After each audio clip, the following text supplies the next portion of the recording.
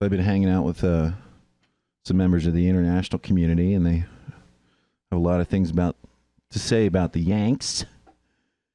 You know, and I got to tell you, I'm multilingual, which makes me international. And to those critical of this great nation, I say, ooye, anke, oge, ampe, and say.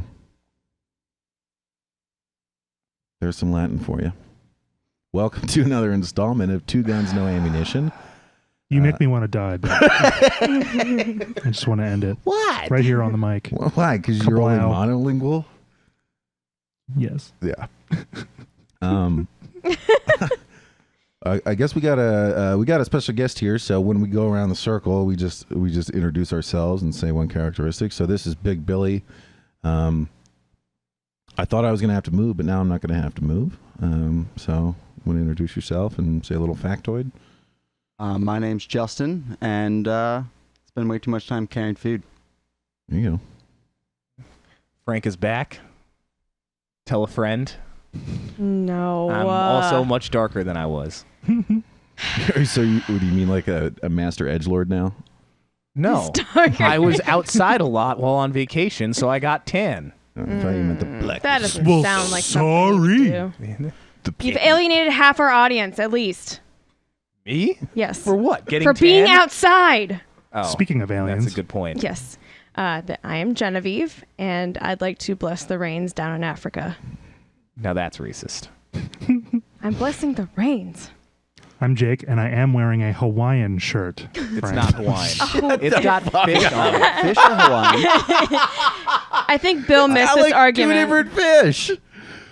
It's a Hawaiian None of them are shirt Hawaiian of fish. Explain to me the criteria It's for like a Hawaiian geometric shirt. shapes I and think that fish. is a boating shirt. I'll give you your. Suck my dick. Suck my Boating's fish. the best argument I've heard against Hawaiian shirt thus far. Yeah, you gotta I be- was on Team Hawaiian up until boating, but I may have to take boating on this one. What is a boating shirt? A Hawaiian shirt with fish.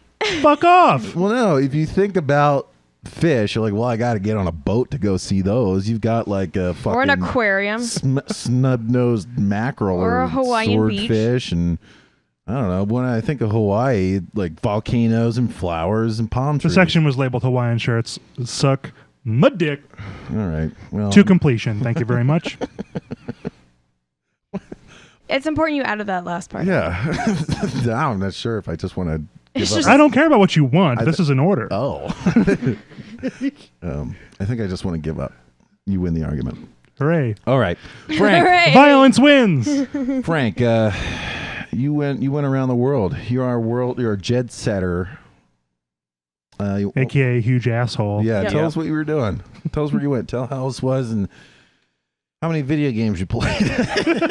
I played 0 video games Oh, boy. from the time I left Oh, you're fired. until not even now. I got back this afternoon, Wow. at 12:45. I was in London and Paris and Amsterdam. Well, what'd you do over there? Just shop? Just Jerk see the off a sights? lot? No, what? Wow. I did a lot of tourist stuff, mostly So you jerked off a lot? in Westminster Abbey. Figuratively. Well, it's certainly in Amsterdam, right? Or am I thinking of... You can pay people to do it there. Yeah. No, so Would you go see Big Ben? And so jerked off. they're actually Enough! Big Ben is actually shut down. They are remodeling it. Yeah. How do you remodel a clock? I mean, it's a massive clock tower. It's like so maintenance. There's a lot of bricks to look after. yes, There's a lot of bricks. and Just power wash it. it's unfortunate. It's really tall. And really old. Yeah, it's You might blow it away if you power Demolish wash it. it. It's kind of like Jenga. They got to check them one at a time. Oh my God. yeah, it's like They don't replace them as they go through them. No. It's just like Jenga. So it keeps getting taller and Yeah. more unsteady at the bottom. yeah. They just have it's gonna topple. haven't you noticed those pictures that definitely exist of that happening? Yeah, it is 100% scaffolding right now. It just looks like a giant piece of scaffolding. So what the hell sent you over to Europe in the middle of our summer? Did you just got a wild hair and? It's their summer too. I mean, this has been planned since like March. Oh, okay. So it was my vacation idea for Did you this travel summer. alone? I did. I was not supposed to, but my friend that was supposed to go with me ended up not being able to get out of work at the last minute. I don't know that I would like to do international traveling by myself. How did you enjoy it? I enjoyed it very much. He got to jerk off more. Yeah. My God. Exactly. Downvote. Negative karma. So, I Troll. got to do everything that I wanted to do. Mm-hmm. And if I was getting too bored of myself, then I don't know. Meeting people while traveling is absurdly easy. Oh, yeah? Yeah. How do you do it? You go out to the bar, do you just walk outside and go, I'm from somewhere else. Be friends with me. Yeah, the With that bars at the much arm hostels. flailing. What? The bars at the hostels. So I mostly stayed in hostels. Mm-hmm. Well, I stayed in 2 hostels and 1 hotel, but I would just go to the hostel bar and just talk to people. What is the difference between a hostel and a hotel? Generally, hostels are going to have they're basically just dorm rooms. Okay. And generally, they're going to have multiple people per room. So you're basically sharing a room with multiple beds with other people, but it's super cheap. But you bring your own like sheets and blankets or... No, they were provided Really? at all of them, yeah. And I actually went for the private room in all of them just because it's not that much more expensive. Right. You know, it's like $20 a night Oh, my God. That's to get awesome. not for the private room, Right. to like for one bed in one of the multiple bedrooms, or it was like, well, it was £50 a night for a private room in London. Mm-hmm.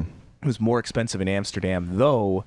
The hostel that I stayed at in Amsterdam was, I mean, it might be one of the nicest hostels in the world. It's absurdly nice, and it was really more of a hotel than a hostel. Why? Are there hostels in the United States? Because I never heard about them. There are. Yeah. I went to Denver a couple weeks ago, and I went to Denver a couple weeks ago, stayed in the hotel or hostels while I was there, and there were like 3 or 4 in the city of like varying qualities. It's pretty interesting. Yeah, I feel like it really depends on what city you go to. Yeah, Once I they're was in- there, I was curious. I started looking up like Philly hostels as well, and there's a couple.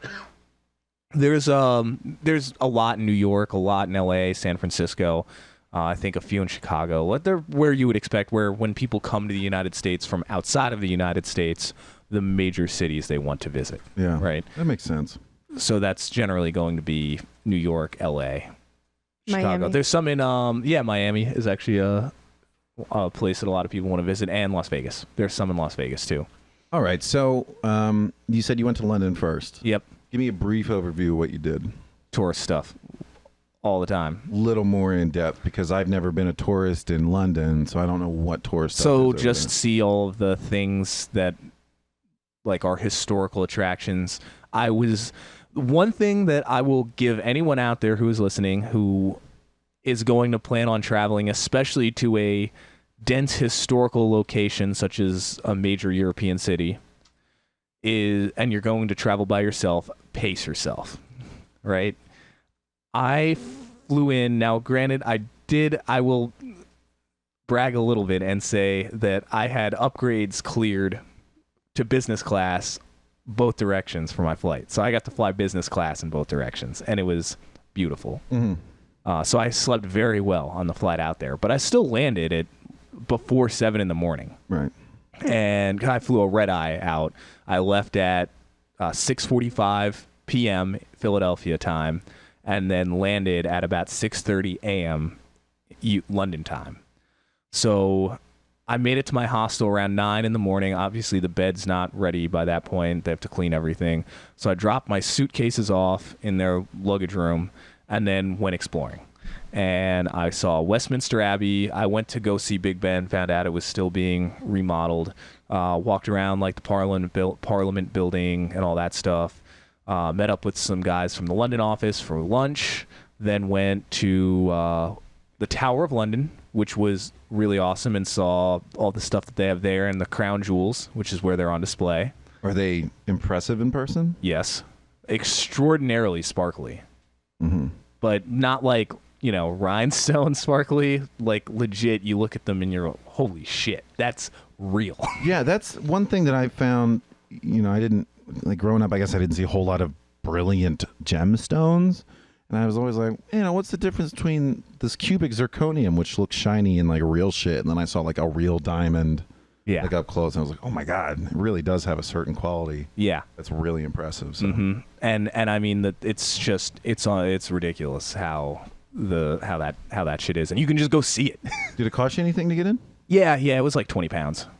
But I will say of all I think it was £20 to get into Westminster Abbey, which was really cool because there's a lot. I mean, it's for a church, right? Westminster Abbey is a church, and for how, like, it's the size of a large church, right? A large cathedral. There, I think, are probably 10 to 15 different kings and queens buried in there, along with, like, just dozens or hundreds of people all buried in there. It's unreal. Wow. And you can go and you do a little audio tour, and they talk about all of them. I know English history, so it wasn't like I'd never heard this stuff before, but it's just unreal when you're like, that's the bones of a king from like 900 years ago that died and is still here. Did you do any sort of like guided tour, or did you just? Yep. Yeah. Well, so I did the audio tour for Westminster Abbey, and then at the Tower of London, they have guided tours that you can walk around. These guys are called yeoman warders. What is the Tower of London? That's where the crown is, right? That's where the crown jewels are, yeah. So it is a royal palace that has been used for multiple purposes, primarily over the years as a prison, torture place, execution place, that sort of thing. But it's essentially a palace, just one of the first palaces. It was originally built by, I think, William the Conqueror in 1066, literally to protect the city, just in case somebody invaded. It's right on the River Thames, and it was a fortress. And over time, he built a palace there so that he could rule from there when he was there, and other kings and queens had expanded upon it and changed things and whatnot. And they just kind of used it off and on as a place to live, depending on who was there. That's where Henry VIII, who had so many wives that he kept killing because they wouldn't give him sons, Anne Boleyn and all those people, that's where he murdered them. Oh, okay. Yeah. So, interesting place. But You did a guided tour through there? yes. So it's £20 for your ticket, I think it was. And then, like, they do those yeoman warders. You can just hop into those tours. They start every half hour or so, I think. And it was really interesting because they know a lot about the stuff. That's their job. And then you can go see the crown jewels as well. Lots to do. And walk around. And there's a lot So of after stuff. you left the tower, how long did you go anywhere? I went out for dinner because by that point it was like 6 or 7 p.m. So I went out for dinner, and I had been up for a long time on not much sleep because the flight over was like 6 hours, and I slept for about 3 of those, and that was overnight.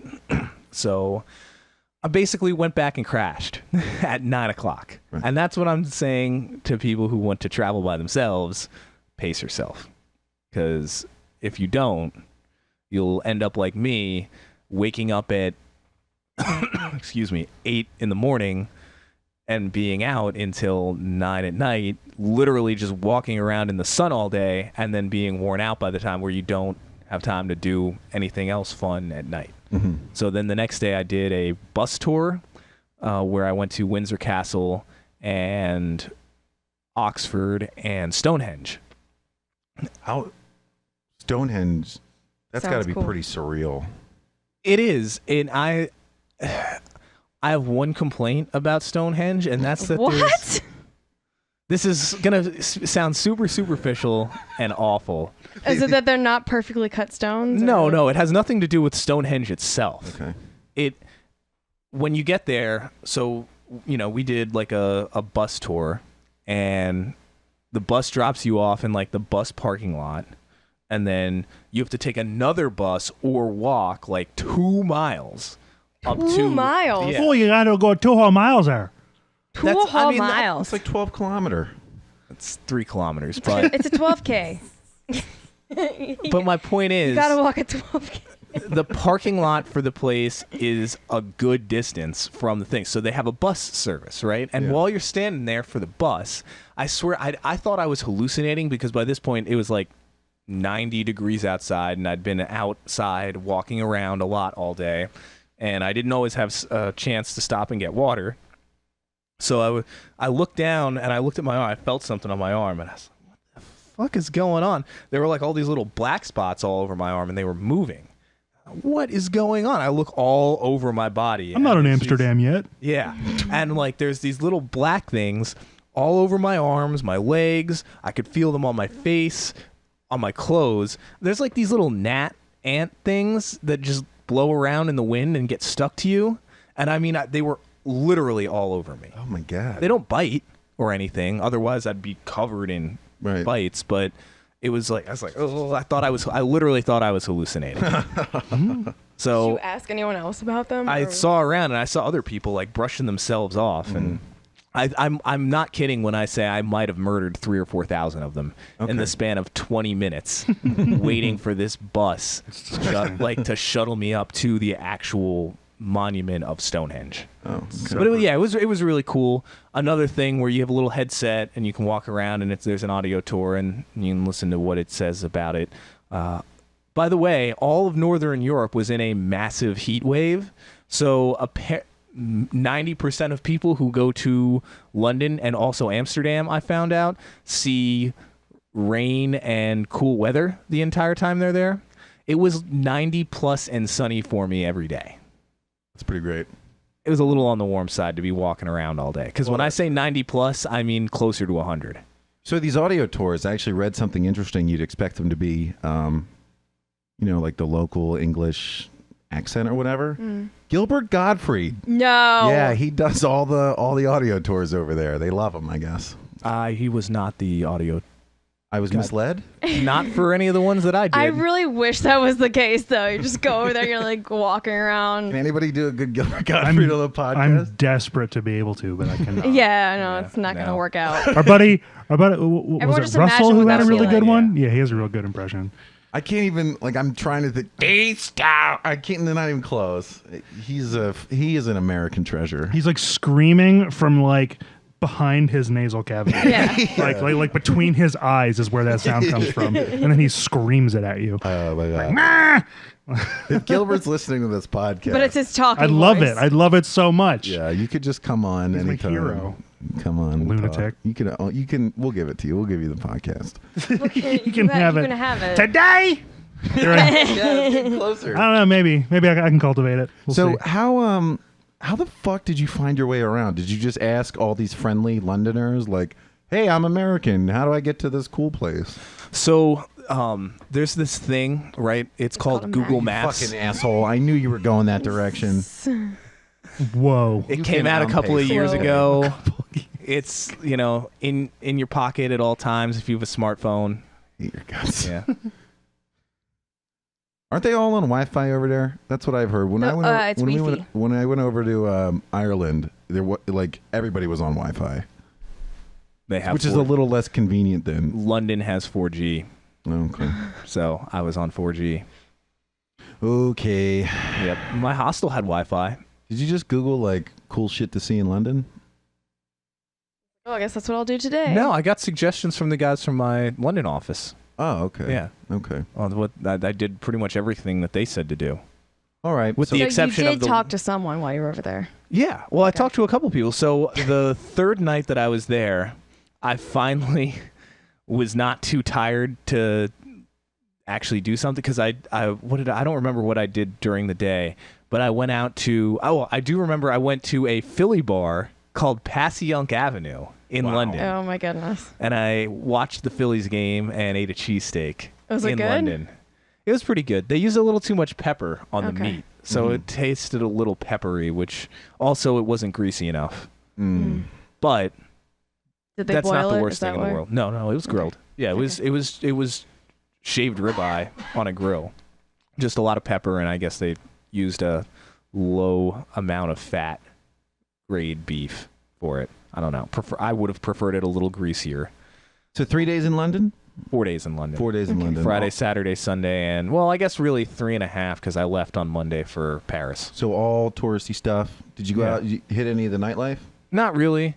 I was just bombed at the end of every day, completely smoked. So I just went to bed. With the exception of the last night that I was there, I went down to the basement of the hostel where everybody was hanging out, played some beer pong, hung out with some Scottish guys, hung out with some other guys. The other guys that I was hanging out with really before the Scottish guys, they were talking about D&D, which is pretty cool. So I learned a lot about that. Maybe something we could probably do for the podcast. Oh, yeah, we discussed that before. Yeah. Yeah. We can plan all that out later. And then I hung out with some Scottish guys who were absolutely hilarious. Yeah. I found the Scots to be entertaining. Of the 6 Scots I've met in my whole life. Yeah. Each one. They were just nuts. And the one was trying to hit on this Russian girl. She was not having it? I won't say she wasn't having it. She definitely wasn't interested. I think she liked the attention. I also think she may have been in the UK to... Spy. No, not to spy. Nerve gas more people. Jesus. That's how they're getting in. Pick up a visa. Oh. Yeah, I see. by way of a marriage certificate. Poison gas. I mean... by way of poison gas. I don't think that the UK government is really keen on giving out visas for poisonous gas reasons. Hey... You trade it for the gas visa. Reasons. The long list. See, well, you gas poisoned us, reasons. so here you go. I'm an expert in nerve gas. That is a very specialized skill. Work visa, please. I mean, Considering. maybe if you manage to like clear Parliament out with your own poisonous gas by way of your anus. All right, we worked a fart joke in there. Yeah. So, Moving on. last night at the hostel, hung out with some Scots bros, hit on them a little bit, woke up the next day. Yep. Headed down Made one to- of them a unicorn. What? What? That's never mind. So you headed down Twilight to Paris. Sparkle? But not a finger. Oh. Headed down to Paris. Yes. And more Google touristy stuff there? A little bit. Paris, I was not as big of a fan of. Way No? too crowded. Lots of beggars everywhere. Bakers? Really? Yeah. Yeah. Yeah, it was just, he just couldn't. just There was bums. so much bread Yeah, right. just lying around from all the bakers. Mm-hmm. Wait, That you said you couldn't even walk around. bakers or No. beggars? It's just the way he says Beggars. beggars. It's beggars. Beggars. Beggars. I'm going to say it's beggars, even though Beggars. I'm not real sure because He said beggars, god damn it. But he just said it almost like bakers. So aside from that, what'd you do? You went and saw the Eiffel Tower? Eiffel Tower, Notre Dame, Versailles. Okay. That was it. The Not the Eiffel Louvre? Tower is, I always thought it was like, kind of big, and then they have a platform with restaurants. So this thing Yeah. must be huge. Yeah, it's really big. Did you know it sits on 4 hydraulic pistons that can adjust the way it leans? I No, did I not did know not know that. that. It did. Huge. I didn't do a tour of this. I literally went over. The line was way too long. I didn't go up in it. I Yeah. was just like, oh my God, it would have been 3 hours. Oh, shit. Yeah. So you looked at it from afar, and then you went to Pretty close. Notre Dame. Yep. Were there any Hunchbacks? physically So I actually didn't. differently abled people ringing church bells? Differently No. abled. There were none of them. Nah, just Another the thing that I didn't mentally. go inside of, not because the line was too long, but because the hours of it when I was there. Mm-hmm. So I just kind of went by it, saw it, looked at it, took a few pictures. Paris, I did not do all that much. I walked around a little bit. I saw Versailles, which was really cool. That was the most interesting thing I did there. What's Versailles? It's a palace outside of Paris. It's only a couple Yes. miles, right? Yeah. Yeah, It's like the Royal a Palace. It was a 25 euro Uber ride. Is it Most known for the stylistically treaty. very different than the English palaces? Yes. Much more What struck you gold about leaf, it? I would think. How large it was. This Really? place is massive. Absolutely massive. Mm-hmm. I'm like so I dead. don't remember any of the numbers now, but I remember in like history class, like having its dimensions, just because it comes up in the Treaty of Versailles, the end of World War I, all that good stuff. Yeah. But like, it was 1.5 times as large as the American Grand Canyon. I don't What? think it was that large. I don't think anyone's made that comparison before. I think you could fit like half of Paris or half of France, like within the total length of the fucking Colorado. Well, Gilbert told me. No. Gilbert. Gilbret. Is Oh, God. Can we that the please move French on? version? I also Double T So at the you didn't end? do a drive-by of Versailles. You actually went inside. Yes. And yes. that cost you how many euros? 8. That's not too bad. No, that was a cheap one. Did you go around the yards or the gardens too? The gardens, yeah. Mm-hmm. The yards is what I said. I imagine they're incredibly beautiful. Yes, they're awesome, and they have multiple fountains that do water shows to music. No way. That's pretty cool. And I also got blacked the fuck out. No. At Versailles? No, not at Versailles. Oh, okay. A hostel bar. Just hammered in broad daylight in the Versailles Gardens. It was. I'm not kidding. I think it was 100 degrees it's out that day. American. So I would have passed the fuck out if I would have blacked the fuck out. Yeah. Well, wine just grows on trees over there. Bottles and everything. They do have excellent wine. I did not drink wine to get blackout drunk though. What did you drink? American beer. Yes. Oh, actually, no. Dutch beer. Ooh. Heineken. This is Dutch. And tequila. Ah, yes. Was there a particular reason that France was the place this happened? Were you more energetic because you were finally caught up on sleep? Yes, I took a little nap the one day, and I was like, all right, I need to go do something. So my one friend was in Paris a little bit ago, like 2-3 years ago, and he stayed at what is essentially the party hostel, and they have a bar there called Belushi's, right? And it's got all this kitschy American movie stuff all over the walls. I mean, it's really an American sports bar, essentially, in the middle of Paris. So I went over there, and I hung out by myself. I ate a burger, drank too many double gin and tonics that came back to bite me in the ass later, and then I was pretty drunk, and I was like, all right, I need to hang out. They had some beer pong tables set up, so I rounded up some Americans for a beer pong game. No shit. And then we beat some Australians, and I started a USA chant. Good. Oh. Did anyone else pick it up, or was it just yeah, you? all the Americans. And the one kid from Saudi Arabia. He's like, gotta get in on this action. Yeah. How USA. How did where were the Americans from? Were they all from like the same state, or did you ask them? All over the place. There were these two girls that I ended up hanging out with that went to Versailles with me. They were from South Carolina. They both went to Virginia Tech. There was another one that was from somewhere in like the South. I don't know, Texas, I think. He had a Southern accent. Yeah. He ended up like I think he went to go throw up and then passed out. So it's pretty interesting because we have one of our coaches on our rugby team is Australian, and we have foreigners come over quite often to play rugby with us, and they don't seem to understand the difference in like the states, right? They sort of see America as this one big collective body, and I'm like, no, it's more like the EU if the EU was like more powerful. You know what I mean? Like Way more powerful. yeah, there's Way. the government itself. I mean, like, but like states really do have a lot of different culture and attitude and feeling and stuff. But you fucking Yanks, gives us a load of shit. Did you run into any sort of I don't know? Did people seem to have any sort of attitude about Americans when you interacted with them over there? I would say anybody that even made the comment was how much they loved America. Oh, really? Yeah. Oh my goodness. Must just be your story It about must Ireland. just be me, because when I went to Ireland, I estimated 1 out of every 7 Irish people that we interacted with had a beef with America, and they looked at me because I'm the most American-looking guy, and they said, "Yeah, I'm gonna go tell him." And How much America oh my sucks. God. Yeah, And how dumb he is. You're like, Then you tell them to go eat potatoes. I was standing in the bathroom taking a piss with my dick out, okay? Not the time to address a stranger.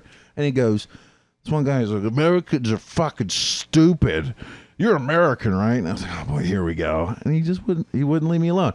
It was things like that. And then an old man got really mad that we were having fun drinking in a bar. And then somebody else, I don't know. But maybe it's just me.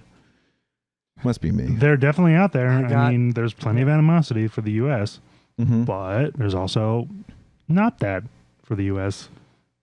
That's true. I mean, what I'm sort of joking about it, but a lot of the people I meet from other countries do have some preconceived notions, and I just wonder how that worked. But it also depends on like the area you're in another country. I think a lot of the more urban, international places, people don't give a shit. It's just like New York City, people don't fucking care.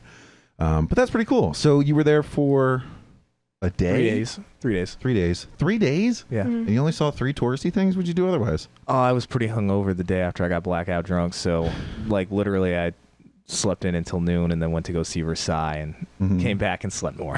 Oh, my God. Yeah. Paris was a little disappointing. Also intimidating just because of the sheer size of it. It's a large city in terms of area. And a lot of people do speak English, but I don't know. I don't speak French very well. Yeah. So I was trying to keep everything that I did to a minimum, and there really wasn't much that I wanted to see there. I don't know. It was like I said, it was super crowded. I tried to like go out and enjoy it a little bit, and it was just like, it was too much to deal with. I was like, I need to rest. So I was also staying in a pretty nice hotel, so I mostly used that time to rest. Yeah. And then I could enjoy Amsterdam more. I have played rugby with a number of French guys, and they have French friends over here, and you know, every time we have a party or whatever, I enjoy them and their friends very much. So I think if I went over to Paris, I'd want to just like hang out with the locals because, you know, I think they're all from that area and they're really fun and they have a sort of different attitude.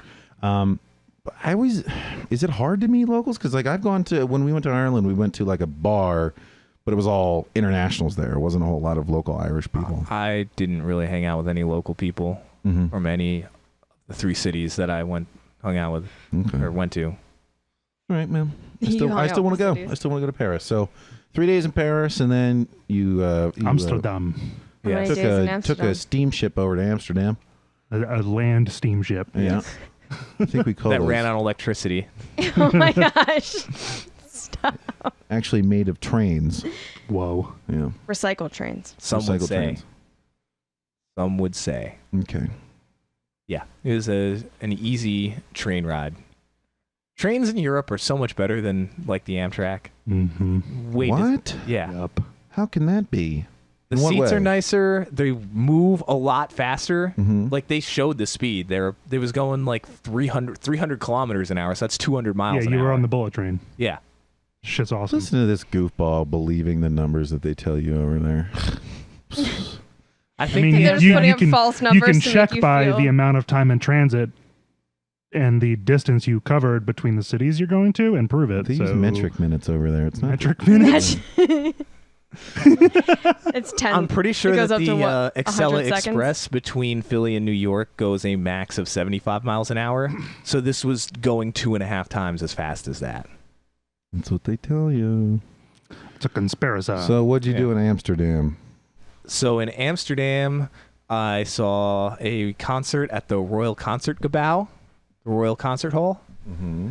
of the Belgian National Symphony Orchestra playing a piece that I'd never heard of, but it was by an American named John Adams from an opera called Dr. Atomic. Wasn't he a president?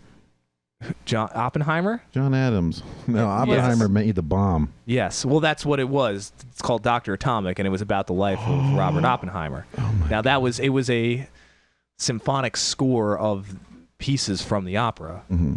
and it was interesting. Mostly atonal. Jake, you might like it. Mostly atonal. I don't know. What does maybe. atonal sound like? It can sound like a large variety of things, Yes. most of which are abrasive, but, you know. Also Theoretical. relevant for a piece about dropping an atomic bomb and developing True. an atomic bomb. Yeah. Very abrasive. Mm-hmm.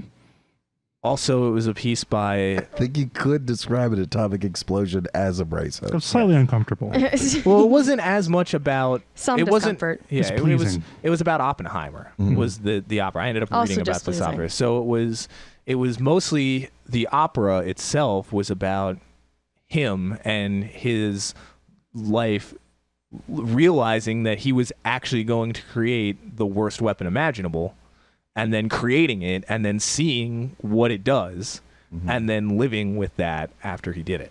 Okay. But it was just 3 pieces taken from it. Then a piece by Ravel, piano concerto, and then Beethoven's Third Symphony. So I was Quite a spread. yeah. I just happened. I don't know why I thought to Google like I wonder if anything's good because it's one of the most famous concert halls in the world. Mm-hmm. And I was I'm in Amsterdam. I might as well check to see if there's anything going on at the Royal Concertgebouw. And Turns out they're playing Beethoven's Third. Well, I guess I got to go see that. 15 euros. Wow. Wow. Yeah. Yep. I mean, that's a pretty good deal, but I would have preferred if it was like, Ed Sheeran at the Oppenkampau. That would have really been Say the name worthwhile. again? Oppenkampau. Die in a fire. You're Kapow? insulting one of our heritages. What are you talking about? I'm confused. Because I can't. Bill, I pronounce- am the Flying Dutchman. God damn it! I can't pronounce Oppenkampau. Oppenkampau, but I can say Skookle. So there you go. Someone on a podcast I watched pronounced it Schweekill. No. I mailed them a glitter bomb promptly. It's not an actual bomb. Pennsylvania sends its regards. It's a gas bomb. I'm sorry. I also saw the Louvre in Paris. That's Awesome. what I asked. Okay. I'm sorry. I didn't hear Okay, that. was what the fuck's his name? Not the guy who. It was Tom Hanks still there? Yes. Yeah. Okay. Still He running lives there around now. confused. Yeah, he's just And standing. who guard was over the picture. woman in that? Oh, I don't remember. She was Some there French too. lady. It was the Mona Lisa in that, right? Yes. So that would be a good porn name, I think. The Mona Lisa. Oh. in a fire, Bill. Dying. Welcome to the podcast, bud. We promise we talk about video games sometimes. We will get there. Sometimes. But yeah, we, just trying to, holding my place down in London, Paris talk. Yeah. Yes. Just letting Frank have his piece. all right. So how was So- the Louvre? It was made of glass. It's shaped like a pyramid. It's not the museum That's just the itself. top That's just a portion The of skylight. it. What? The Yeah. museum Isn't itself. that huge? Mhm. It's pretty Yeah, large. But is it underground kind of? It Or is. That's what I remember. underground. Being. Yes. In case So- the Germans get rowdy again. Yeah, Yeah. and the glass It's the pyramid. Germans. The glass pyramid's a skylight that shines into it. That's fucking awesome. I've never been, but Highly recommend. That was the coolest thing that I did in Paris. was there anything cool in there? Noteworthy? No, there's nothing noteworthy in there whatsoever. There is a gift shop. Yeah, There is a gift shop saying Whoa. someone in Paris loves me. Yeah. Wow. No, Somebody else went to Paris and all I got was this shitty baguette. I didn't get you anything. Not even a shitty baguette. Not even a shitty baguette. So- I shit a baguette. Amsterdam. Not surprised. Hard Yeah. turn back so we can move on to Well, video I games do want to now. mention about the Louvre. Oh my One, God. awesome on and on. paintings. Anybody who has not been there that goes to Paris, that's the best thing I think you can do there. Also, they have a section on ancient Egypt that is like it's so cool. Mhm. Stuff that goes back to like 4000 BC. Damn. Yeah. Damn. I was looking at this one thing, right? I don't remember what it was. I have a picture of it because I sent it to Justin. I don't think I sent it to you, Jake. Because we don't like you very much, apparently. Yeah. Not enough So it for was a random little pictures. I hate you statue, all. right?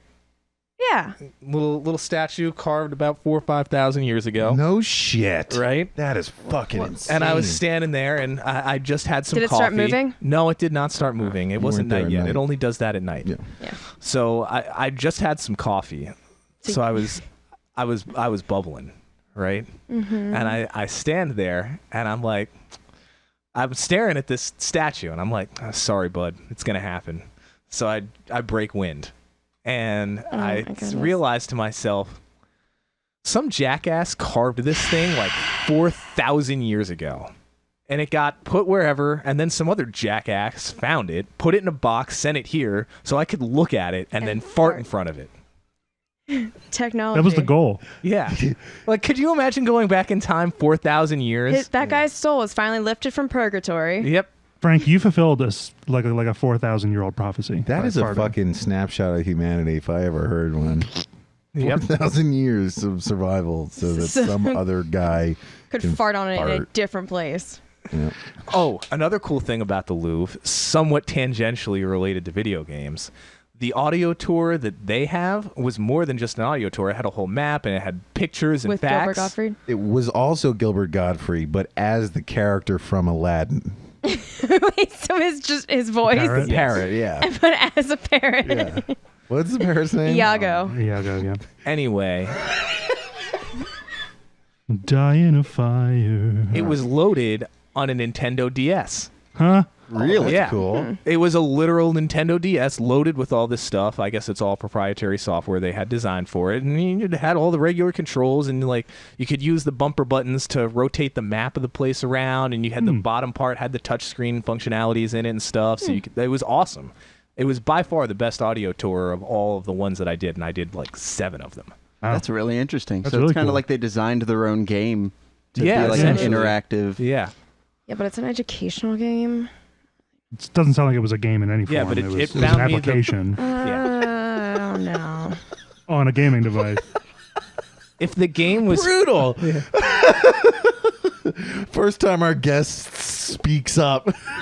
No, that was me. That was Genevieve. Well, that was based on my claim that it was a game. That's true. Based off the fact that That's you got to develop it to the software to fit the cartridge of a game. I mean, I yeah, tried yeah, to yeah, theoretically, I get what you're saying. I do like how game systems will often be super duper well created to do some other task. Like when the PlayStation 3s first came out, I think it was, people were doing like protein folding for the cancer research, and they had banks of them. And they were super good at it. People were fucking loving it. So Yeah. Well, I will say that if the game was fart in front of as many ancient objects as possible, I definitely won. New high You got score. that achievement. Yeah, I did Yeah. get Achievement that unlocked. Yeah, definitely. Follow-up question. Because that coffee over there is strong, and it left me roiling. Oh boy. So back to Amsterdam. Amsterdam, God. yeah. Concert. did you fart in Amsterdam? We're gonna hear about that. Not as once. much because The- the comfort. they have a no farting rule. The coffee is not as strong. That's why in everyone wants to Amsterdam. live there. And all of the coffee shops sell muffins, not coffee. It's a joke about the weed. Mhm. It's a joke about the weed. Oh, okay. Yeah, coffee shops are Had to not talk coffee my- shops. So I had to talk my way through it. Yeah. So did I you could make tell any you were tour struggling. spots in Amsterdam, or Besides or did you the just go to the coffee shops? No, I mostly did tourist stuff in Amsterdam as well. What's there to see? Like boats? Isn't there a lot of I canals? did do a boat tour on through the canals, Uh-huh. and that was awesome. You obviously didn't see my Snapchats. You didn't send me any. I didn't. They were on my See story. Okay, I don't do that.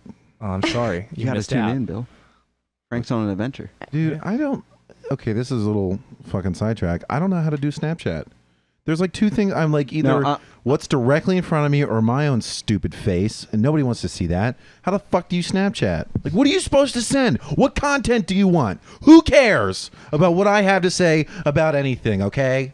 Do you have a Snapchat? Welcome yeah, but I to don't know what Bill's to do with it. podcast. No, I'm with you. Snapchat's a weird medium. It's hard to understand in the fact of what are people trying to do for the It's an aspect. efficient way to send pictures to each other with artistic little flares you can put on if you choose to.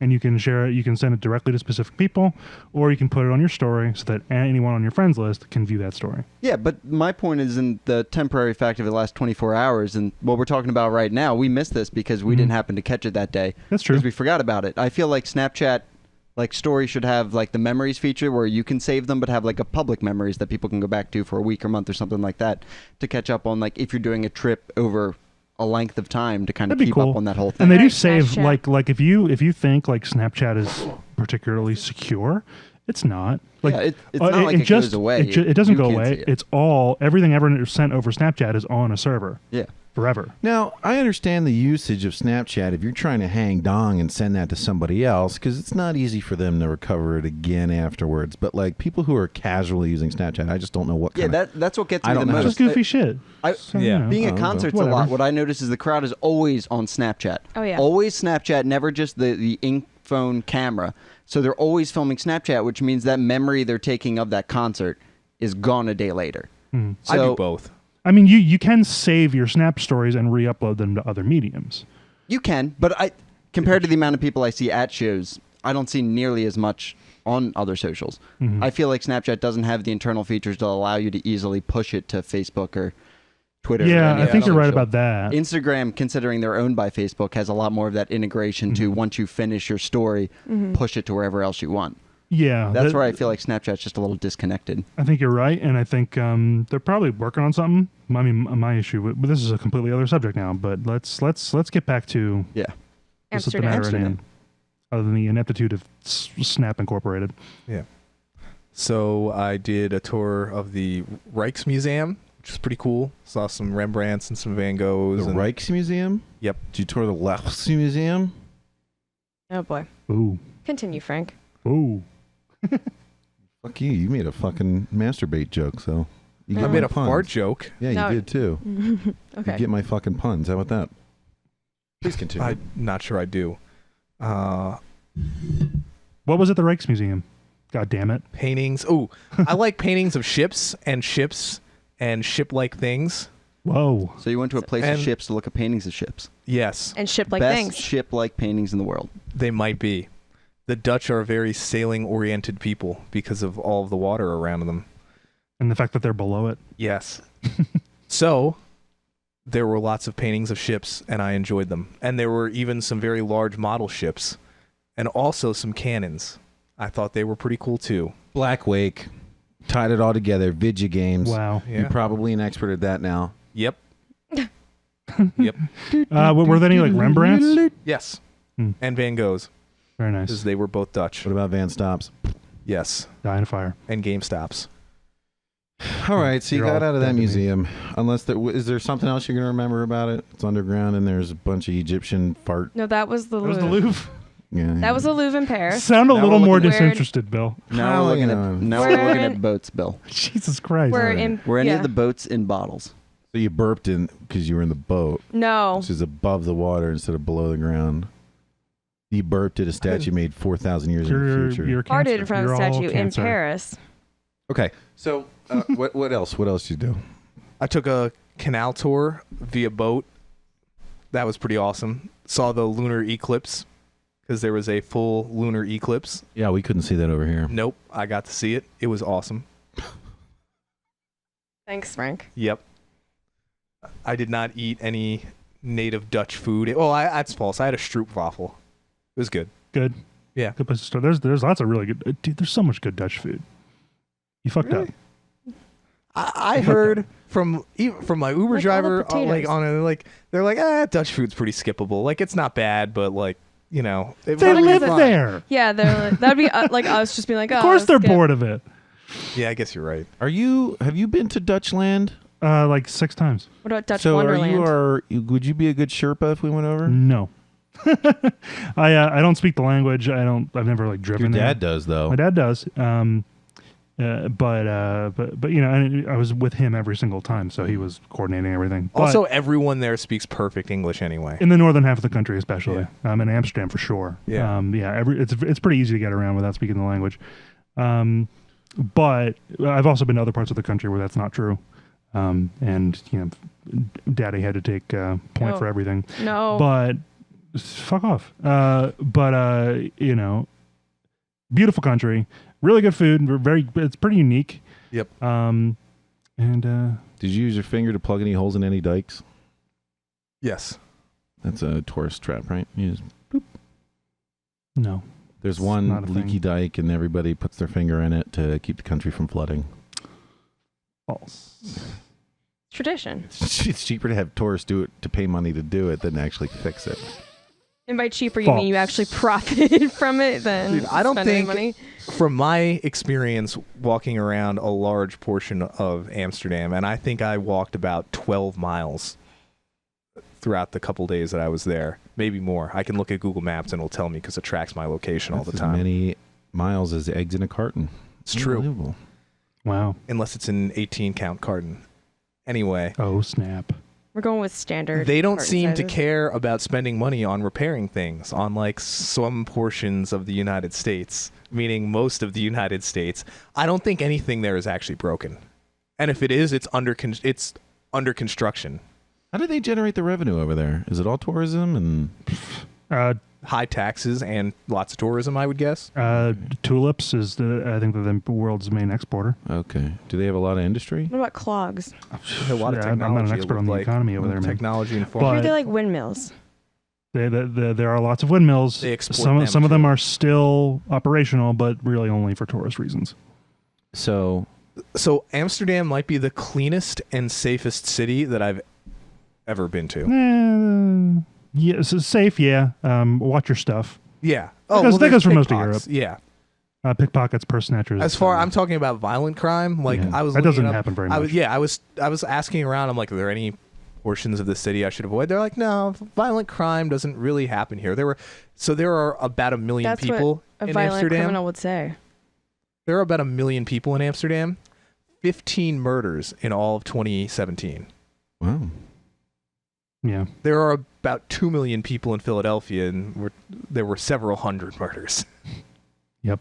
Well, And almost all, I was reading about this because it got me interested. Like, how do they keep the city so safe? Almost all of those murders were like foreigners in gangs killing other foreigners in other gangs. Mm. Yeah. There's a lot of Eastern Europeans, I guess, that go there. And all those For their murders. gang members must be playing violent video games, and it gives them ideas. it must be. Back to video games. So let's plow through the rest of Amsterdam Yeah. so we can get to our. That's there's- also what there's- Frank there's- said when he got yes. There's not much more that I can say about Amsterdam. Did the museums, did a lot of walking around the city because it was a really cool city. Stopped at a couple different coffee shops. I did not really partake in any of the good stuff. It was probably way too strong for me to handle, especially, and then also get back to my hostel, which, by the way, that hostel was really more of a hotel. Mm-hmm. Imagine like just basically a simple hotel room and no TV, but it had its own bathroom. It was a private room. It was a decent sized room. It was a comfortable bed. You got daily room service if you wanted it. And major plus for Amsterdam. All right, I guess they are masters of water control. Their tap water is as good as bottled water. They do have a lot of water to deal with. Yeah. A+ Dutch people for excellent tap water. I really appreciate that because the tap water in Westchester is garbage. Can you write a Yelp review? The water is incredible. Garbage. You must have picked up some of that European Yeah. Flair. talk. Anyway, that's all I have to He say come about it. back here speaking European and shit. Also, I did not really spend much time in the red light district at night. Not a little much bit of time. I walked through it once. I walked through it during the day. And so do you know why they call it the red light district? Because they make a lot of fast food and they keep it warm under heat lamps. Yes. That's Also- what all the red lights are for. Because when you're walking through the side streets, mostly, All the cars are stopped because the lights are always red. yes, Very slow. of the red light district, there are these little windows with scantily clad females behind them with red lights outlining them. I thought it was because everybody shines their red laser pointers right at them. So Nope. Here they are. All right, that's the last one I got. That's the last Here one they I got. are. And they You broke the rule of naked 3. ladies. I don't know how you did it, Bill, but you broke the rule of 3. Because my third. That was joke- horrible. No, it was good. Horrible. No. All right. Anyway, continue. at least the ones that were there in the afternoon. Oh No, no. Okay. no! Well, Where I- do I they guess, find like- them? Well, I'm You sure work that the their afternoon moneymakers go on. Did they at go to night. the North Sea with a harpoon? Oh my goodness. Oh my goodness. Just one harpoon. Yeah. Bagged a dozen of them. No, they're the ones throwing the harpoons, the hardened sailors of the North Sea. They might be, man. I don't know. I remember sitting there, I was Holy like, moly. God. A little bit of A, a why- little bit of B. Ugh. Anyway, I imagine it's just like any I'm other sure it's place. different. Did in you the- make at all those night. faces in front of the windows No. as they're All their back Here's at you? here's the thing that anyone listening, if you go to the red light district, don't take pictures. Yes. That's true. They get don't mad. Taunt or fuck with the women in any way through the windows. What happens if you do? They have handlers who will come out Like and bouncers. break your phone or bounce you the fuck away. No way. And if you push your luck, you will get a beating. That's pretty sweet. Yeah. They don't fuck around with that shit. Mm-hmm. So Is this from When experience or? no, it's knowledge Yeah. over Okay. there. Yeah. So because when I've been through the red light district once, I was with my parents, but I was 23, Mhm. and I have a smartphone in my pocket, and they told me on our way there, no pictures, like they will break your phone and like beat you up. Well, It's yeah, like, because okay. I imagine if you could just take smartphones and shit, they wouldn't make any money because like nobody would, Right. It's just Well, on I the mean, like internet. they're not like putting on shows in the window, right? They're just like, Mhm. They're hey, just do you there. want to like rent my time and have a good time yourself. That's what I mean. Like if I was a prospective client and a bunch of like 15-year-olds were running around taking cameras, I'd be like, I better get out of here. Yeah, there's also that. Yeah, plus the way that's probably portrayed online, the perspective most people taking the photos are probably talking about online isn't necessarily the way you want to advertise the business. Yeah, exactly. But they do. There were some very attractive ladies that evening when I saw them. So I think it's just like an Maybe afternoon, evening, night. afternoon. Yeah, I Yeah. guess the afternoon squad is like the JV squad. Oh yeah, I did try to get through this sentence earlier, but I probably interrupted myself for a red light joke. I imagine it's like, any like what's the right word for strip club? Well, whatever, strip club. You go in on the off nights, it's like the girls who work the big party nights are the girls who make the most money. So like, you put your A squad up on the big money nights. I imagine it's just like anything that else. would be my Yeah. guess, but What afternoon was this? Like during the week? Do you know? it's a Friday. So what's that, American Day? Would that be American Tuesday? What? What? Oh, time joke. So went through the red light district and then got on a plane and came home. Essentially. You're like, I've seen enough. I'm going home. Yeah, Yeah. essentially. Cool. So how was your flight back in business class? You nap again? Yeah, it was awesome. They give Business class is incredible, Do they give you free drinks up there? of course, Okay. and food. Wow. And Still your get hot towels? Your seat, yes, they also give you hot towels. One after takeoff when you get to about 12,000 feet. Another when you start your descent. That's when I need a hot towel. Your seat is not so much of a seat as a bed. Mm. It fully reclines. it reclines flat. Mm. So, you could lay down, take a nap, and you're actually laying. And they have the food that they serve is good. I'm not talking about like it's good for a plane. I'm saying it is good for a restaurant. Mm. And they have killer drinks. And do the pilots, do they come out and they sit on the edge of your bed and read you a bedtime story? So this was actually this is my I've That's not a no. flown first or business class a ton, but the flight back was the first time where the captain has actually come out and addressed the cabin that I was in, and it was to apologize and also just make a general comment. It was an American Airlines flight, and he came out and he was like, "Hey guys, just wanted to let you know that we really appreciate you guys flying and spending the extra money on business class, or for those of you who are like Advantage Elite members and getting your upgrades, like thanks for your continued loyalty, business, all that stuff. So when you fly in business or first, they hand out what they call amenity kits, which have small things in them to help you be more comfortable while you fly, like a pair of kind of cheap, comfortable socks to change into, toothpaste, toothbrush. Generally, Condoms. they'll have, a couple of condoms so Xanax? you can bang around in the cabin. Bang around. Not bang. Yeah. Bang around. That's what you're paying for. Is Well, it? it's Paying 3 for the hours in extra the leg Is he room. like Yeah, maneuvering the actually- planes? Wait, what? I missed it. Said you're paying for the extra leg room. Yeah. You gotta. Uh-huh. No. For a second set of legs. Hey. Oh, Jesus. Now, so they'll also give you eye covers and earplugs to help you sleep, that kind of So stuff. that you don't know what's happening when you're banging around. Nice and anonymous. So that's they didn't have the amenity kits. That's for what some he's stupid apologizing reason, for. He was real bummed. He apologized for that and a couple other things. We were a little late taking off, and we were Somebody gonna. Wait, what else? Somebody kept farting in business class. I highly doubt I was the only one. The stewardess is fucking gagging. It's probably not just me. I will say there was one point. So they have Bose noise canceling headphones that they give out in business class. And I was wearing them. Yeah, they're really nice too. Damn, dude. I know they really don't spare much on the expense side. It's like Jurassic Park.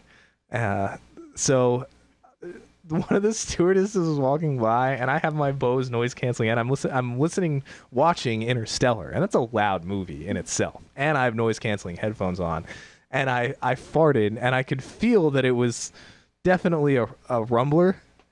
And I like this was right as the flight attendant was walking by, and I was like, I wonder how loud that was. Like, did she walk by at the second that I let out the Royal Rumble 2018, or was that just silent because it was silent? That's where you like take the Bose headphones off and you like clap or something just to get a perspective of sound again. You got to put it back in the frame. You're like, all right, no one reacted to that clap. We're All right, good. that wasn't that bad. We're Yeah. okay. They have real champagne. No, I'm gonna be like waiting for people just to start doing that, like trains, buses, airplanes. Just okay, back. Well, if they didn't divert the plane, as an emergency from like the explosion sound, then I guess it wasn't that bad. Yeah. This is killing me. Slowly. Highly recommend for those that have the opportunity at some point. I personally would never pay cash to fly business class because it's the cheapest I found looking up tickets was like $5,000 round trip for business class across the Atlantic. But if you can get lucky like me, where you can get upgraded both ways for comparatively cheap to $5,000, I think it was a total cost of like $1,800 and 25,000 miles, and that was. Most of that was spent up front on my original tickets, which I normally would not have even spent that much money on, about $1,300 or $1,400 for the plane tickets. But I won a decent bit when the Eagles won the Super Bowl, so that was my plane ticket money. Well, there you go. Yeah. Right before we take a quick break, I do want to harken back. Couple of episodes ago, I remarked that my phone, YouTube wouldn't let me skip ahead in the video, and we turned to Chris, and Chris could do it, and I think Jake could do it. I was like, oh, maybe it's my phone. Well, my phone updated. Both YouTube and T-Mobile updated. I can now skip videos, no problem. Oh, thank God. Ray. No problem. I can double tap forward and double tap backwards to fast forward 10 seconds at a time, which is really useful when I'm listening to like a 3-hour podcast and miss something really enthralling that they have to say, so I go backwards. Definitely not one of our podcasts. And then the final thing that they did, and I don't know if it was YouTube or my phone. Probably you porn. Whatever demigod, benevolent overlord, Demi Moore, deigned to gift me the ability to finally have loud volume through my Bluetooth in my car. For years, this car has been so fucking quiet with my Bluetooth and my aux out. I just couldn't. If I hook it up in Genevieve's car, her Bluetooth would play just fine, but mine wouldn't do it. And then I guess they upped the volume that is finally output. And I can hear everything loud, like soft podcast I can hear. I can play loud music loud. It's fucking tremendous. So I don't know which one of the data mining, ultra government ruling bodies it was, if it was Google or T-Mobile and all the 7 other mega corporations are a part of. But whoever did it, thank you. I really appreciate it. It's truly wonderful. Very nice. Yeah. All right. So it was nice having you as a guest today. You talked a lot, and I think we learned a lot. And I'm just kidding. We're going to take a quick break. We're probably going to get some water and use the bathroom, and I don't know, bang around. We'll give you a detailed report of whatever comes out what of exactly us. we did. But we'll definitely bang around. So catch you on the flip side.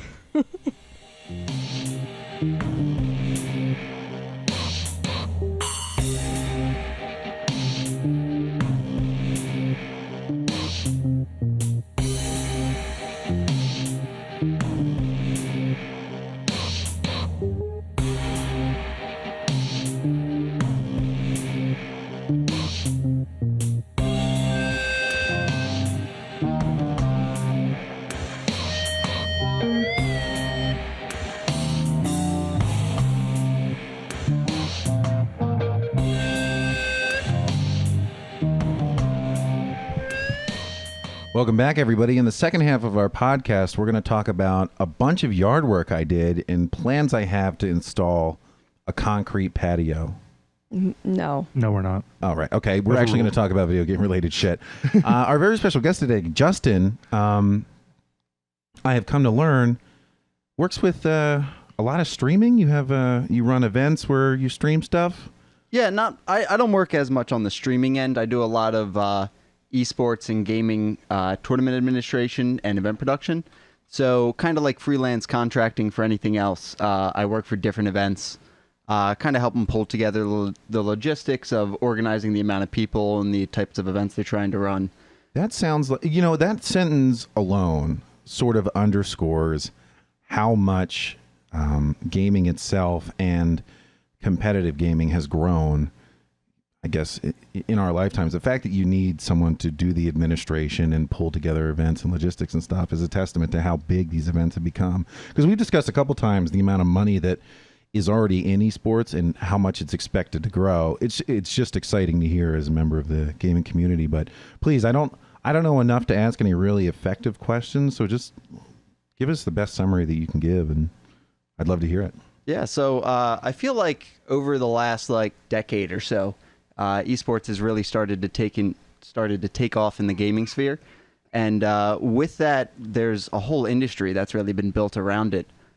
In the early 2000s and 90s, there were a lot of gaming LAN events that go on across the country, just a bunch of small scale stuff. So LAN, when we use acronyms, we like to break it down because my dad listens too. So LAN is a local area network. It's essentially like a bunch of people come together, they bring their home computers, and they plug into our network, which allows everyone to connect with each other. And but people externally to it generally can't, or theoretically can't. Yeah, it's mainly for people who are at the event and on the local network. You can't really access it outside, kind of like the internet. It's its own local network. Yeah. So, people bring their computers and stuff like that. It was really popular in the 90s and early 2000s, and then kind of took a dip when online gaming started to take over. Developers didn't put in as much same split screen or multiplayer style stuff. And then as esports started to come back, a lot of developers started to pay more attention to the what you can gain from having a bunch of people in the same place, the marketing that can come from esports, and the presentation of that sort of event. So with that, companies started to work a lot more with local events and events across the country to help promote and find a connection between the developers and the community. Kind of find a way to get their game out there and connect with people. Mm-hmm. Yeah. So I didn't realize that there was that managing the pipeline, flow of communication between players and developers, was so highly prioritized, but it seems to be. Yeah. As online gaming started to take over with the introduction of Xbox Live and other online services, developers stopped putting in custom settings or the ability to make custom games or local servers. The only way you can play is on the online public servers, normally randomly matched against your opponents or with a couple friends, but they don't offer the amount of control you need to set up a tournament and organize all of the in-game spectating, similar to what you'd have with traditional sports. You need all of the control for the in-game spectating and all that in order to run the whole production. So you kind of have to find a contact or find a way in with different developers. You have to reach out to them and see if they're interested in partnering to kind of promote their game and promote your event at the same time. Okay. Find a way that you can benefit each other. That's pretty cool. So how did you get into what you do? So when League of Legends came out, I started playing that a ton. I met a bunch of buddies online just through the game. And then on Facebook back in 2010, 2011, I saw an advertisement for an event called the GXL, which was a local gaming LAN event in Phoenixville, Pennsylvania. So I told my buddies about that, and I ended up having two come up from Georgia, one from North Carolina, and one I met in Pennsylvania. And we all competed there for the first time. And when you actually, I played games all my life kind of online from my desk. And you're playing with people online, and you like to think of them as your friends and everything, but there's a lack of a physical connection there.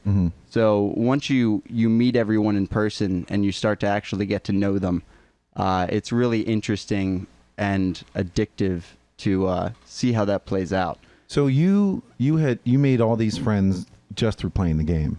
Yeah, just through online games. Like you'll hop in a game, and if you get along with someone, you'll just add them to your friends list and keep playing from there. Now, was it all like text communication, or did you have voice communication as well?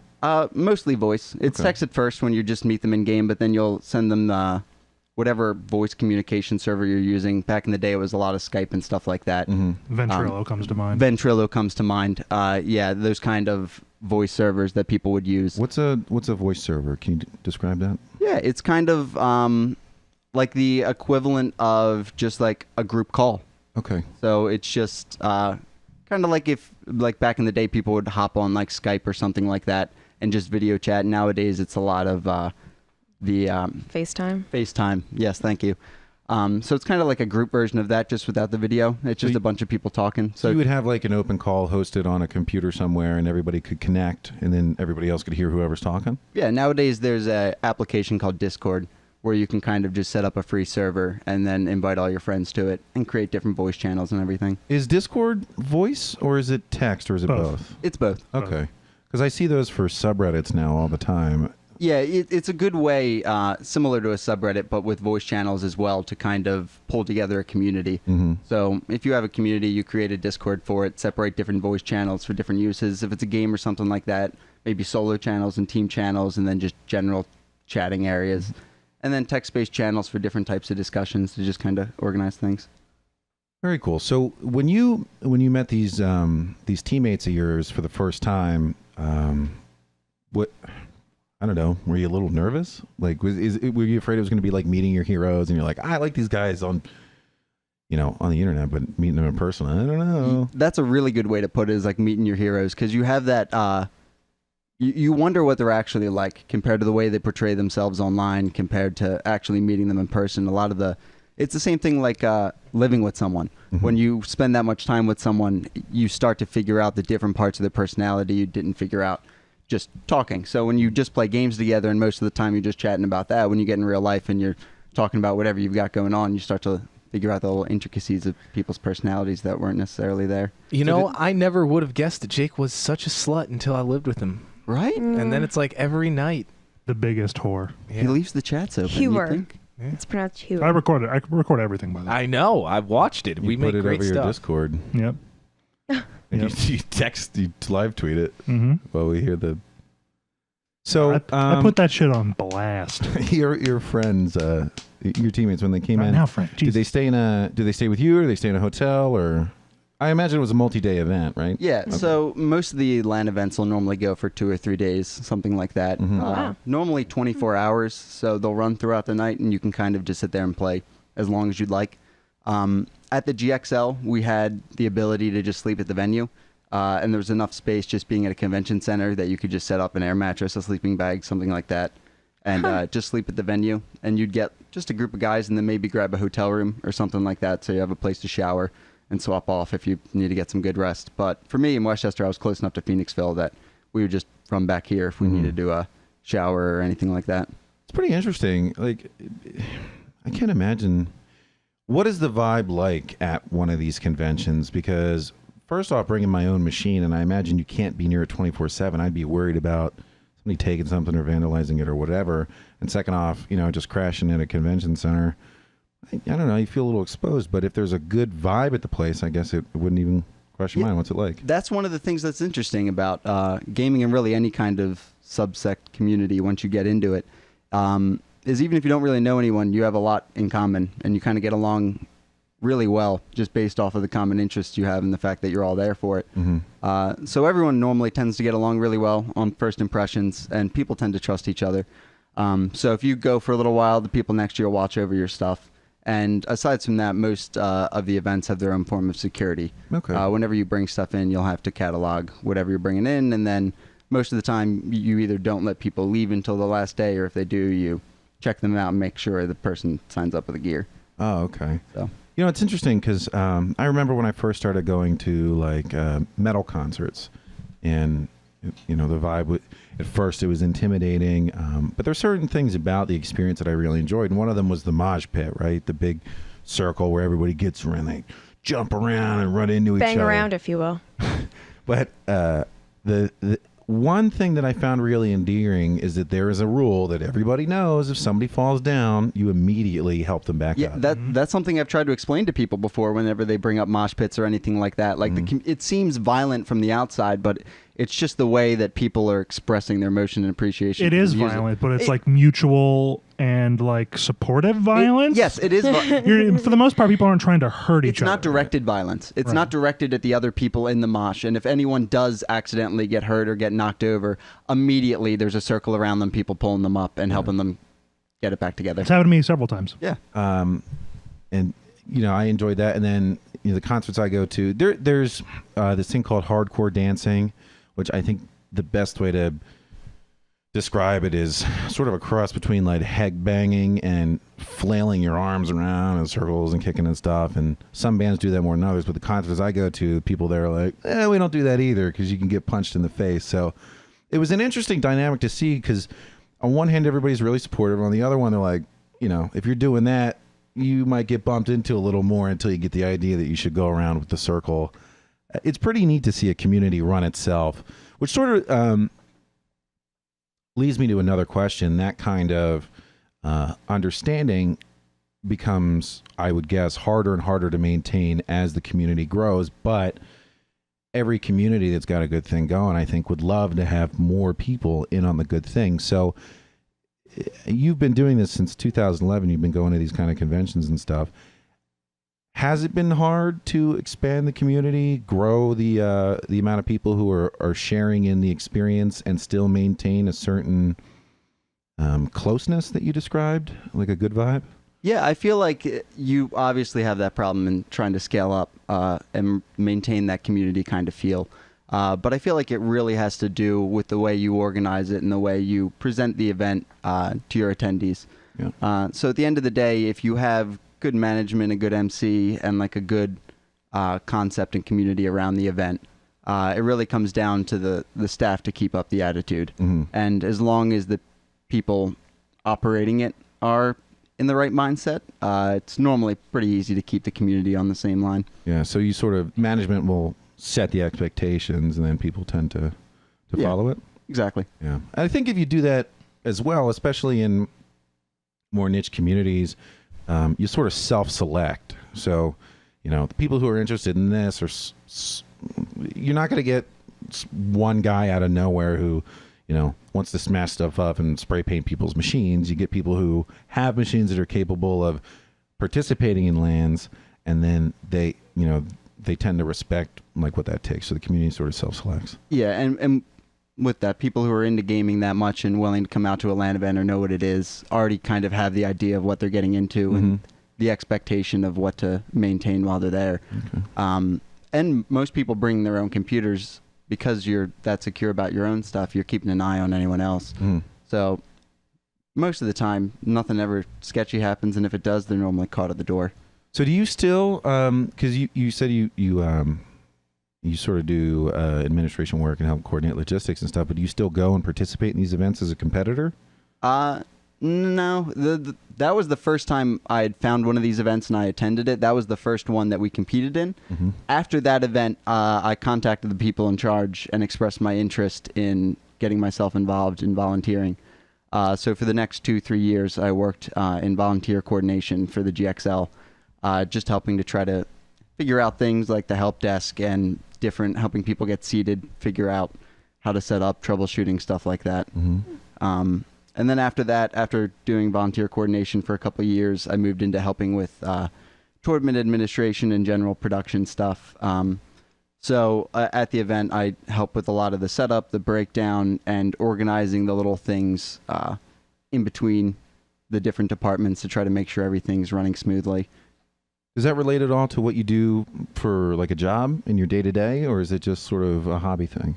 It's just kind of a hobby thing for me. Mm-hmm. I also enjoy like photography and videography. So there's something about like getting involved in projects and working on stuff that's rewarding and fulfilling. So I just like getting involved. Yeah, that's awesome. I mean, this isn't anything like my job, right? Or mine or anyone's here. Yeah. Yeah. So Have you done it for? Oh, yeah, sorry. Go ahead. What, are you still like for the most part friends with these guys that met up with The original you? team. Yeah. Yeah. I still talk to the guys I competed with that first time. We've met up a couple times since then, just to hang out and stuff like that. But they haven't made it back up for another one of those events, just based off timing and stuff like that. Mm-hmm. But yeah, I still keep in touch with them. I still play with them to this day. Mm-hmm. Yeah. What are you guys playing now? That's really Still playing cool. League of Legends? Not so much nowadays. Just kind of bouncing around between different games. I was telling Jake recently about a game called Escape from Tarkov, which is made by a small Russian development team. It's a heavy mill simulator, essentially what DayZ could have been. It's like a military simulator, Yeah, so like Arma. yeah, kind of like Arma, but on a smaller scale. It kind of has that loot aspect that DayZ kind of had to it. I'm not totally unfamiliar with DayZ. Yeah, so it's essentially DayZ was a mod for Arma. Okay. In which it essentially just put zombies across the map. There was no objective to it other than you spawn with nothing. You got to find items, survive, and then fend off the other people. Right. So that's what you guys are doing now. Yeah, just playing games like that, Escape from Tarkov, hopping back into games like Payday. Just kind of good team competitive Good games. squad. So Yeah, squad-based games. So for the events that you're still helping with and are about to do again, are they like multi-game events? Do they usually focus on one or two? Yeah, What's going up? so nowadays we don't work with the GXL at the moment. We started a new brand called RGB LAN, and for that we work as we try to drum up charity interest. So we split the LAN into 3 different teams for red, green, and blue, and then we assign a charity to each team.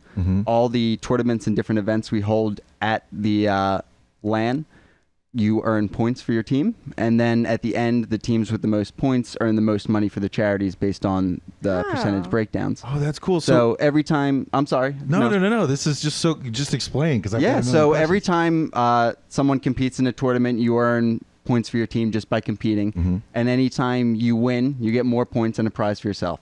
So it's essentially you compete in a tournament, win a prize, get points for your team to raise more money for that charity. So is the competition? Is it like who's getting the most viewers? Is the stream split into RGB? Are there 3 different streams that people are watching, or are you all competing in a single game? Are you trying to put out the most interesting content and have more people switch to your stream? How do you win? So it's essentially just getting the most points, which is mainly gained through just winning tournaments and getting involved at the event. We'll do different Discord promotions and giveaways and stuff like that. And we basically try to incentivize points around interacting with the event. So the more you get involved with, the more points you have a chance to win for your team. Okay. So basically what the event is like is we'll open at noon on Friday, and then people start bringing in, setting up their computers. Around 6 p.m. on Friday, we'll start running tournaments for various different games, whether they be on PC or console, because we also do have a dedicated console area that we have someone manage. So we'll host different tournaments for PC and console games throughout the 3 days to varying levels of competitiveness, really depending on the game. Our Overwatch, CSGO, TF2 tournaments seem to be more competitive. Rocket League as well than things like if you do like a Tetris or a CSGO gun game, or maybe like a Quake tournament or an Unreal from back in the day. Can I throw out there that I am shocked by how competitive the you just said it, the soccer game with cars, Rocket League. Rocket League is, and I can only it's twofold. One, it is I think so affordable. It was free when it initially started. Now I think you pay for it. It's $20. I think there was a promotion when it first came out that it was free if you downloaded it on PS like 3 or 4 for like the first month or something like that. Yeah. Which was huge. Same thing with why Fortnite's so big nowadays. The idea of free to play games and getting it out there. Yeah. It's the same thing as like giving someone a copy to review, except you're giving it to the public and letting them tell their friends. And as I understand, like one guy made that game. Yeah, it was a very small development team.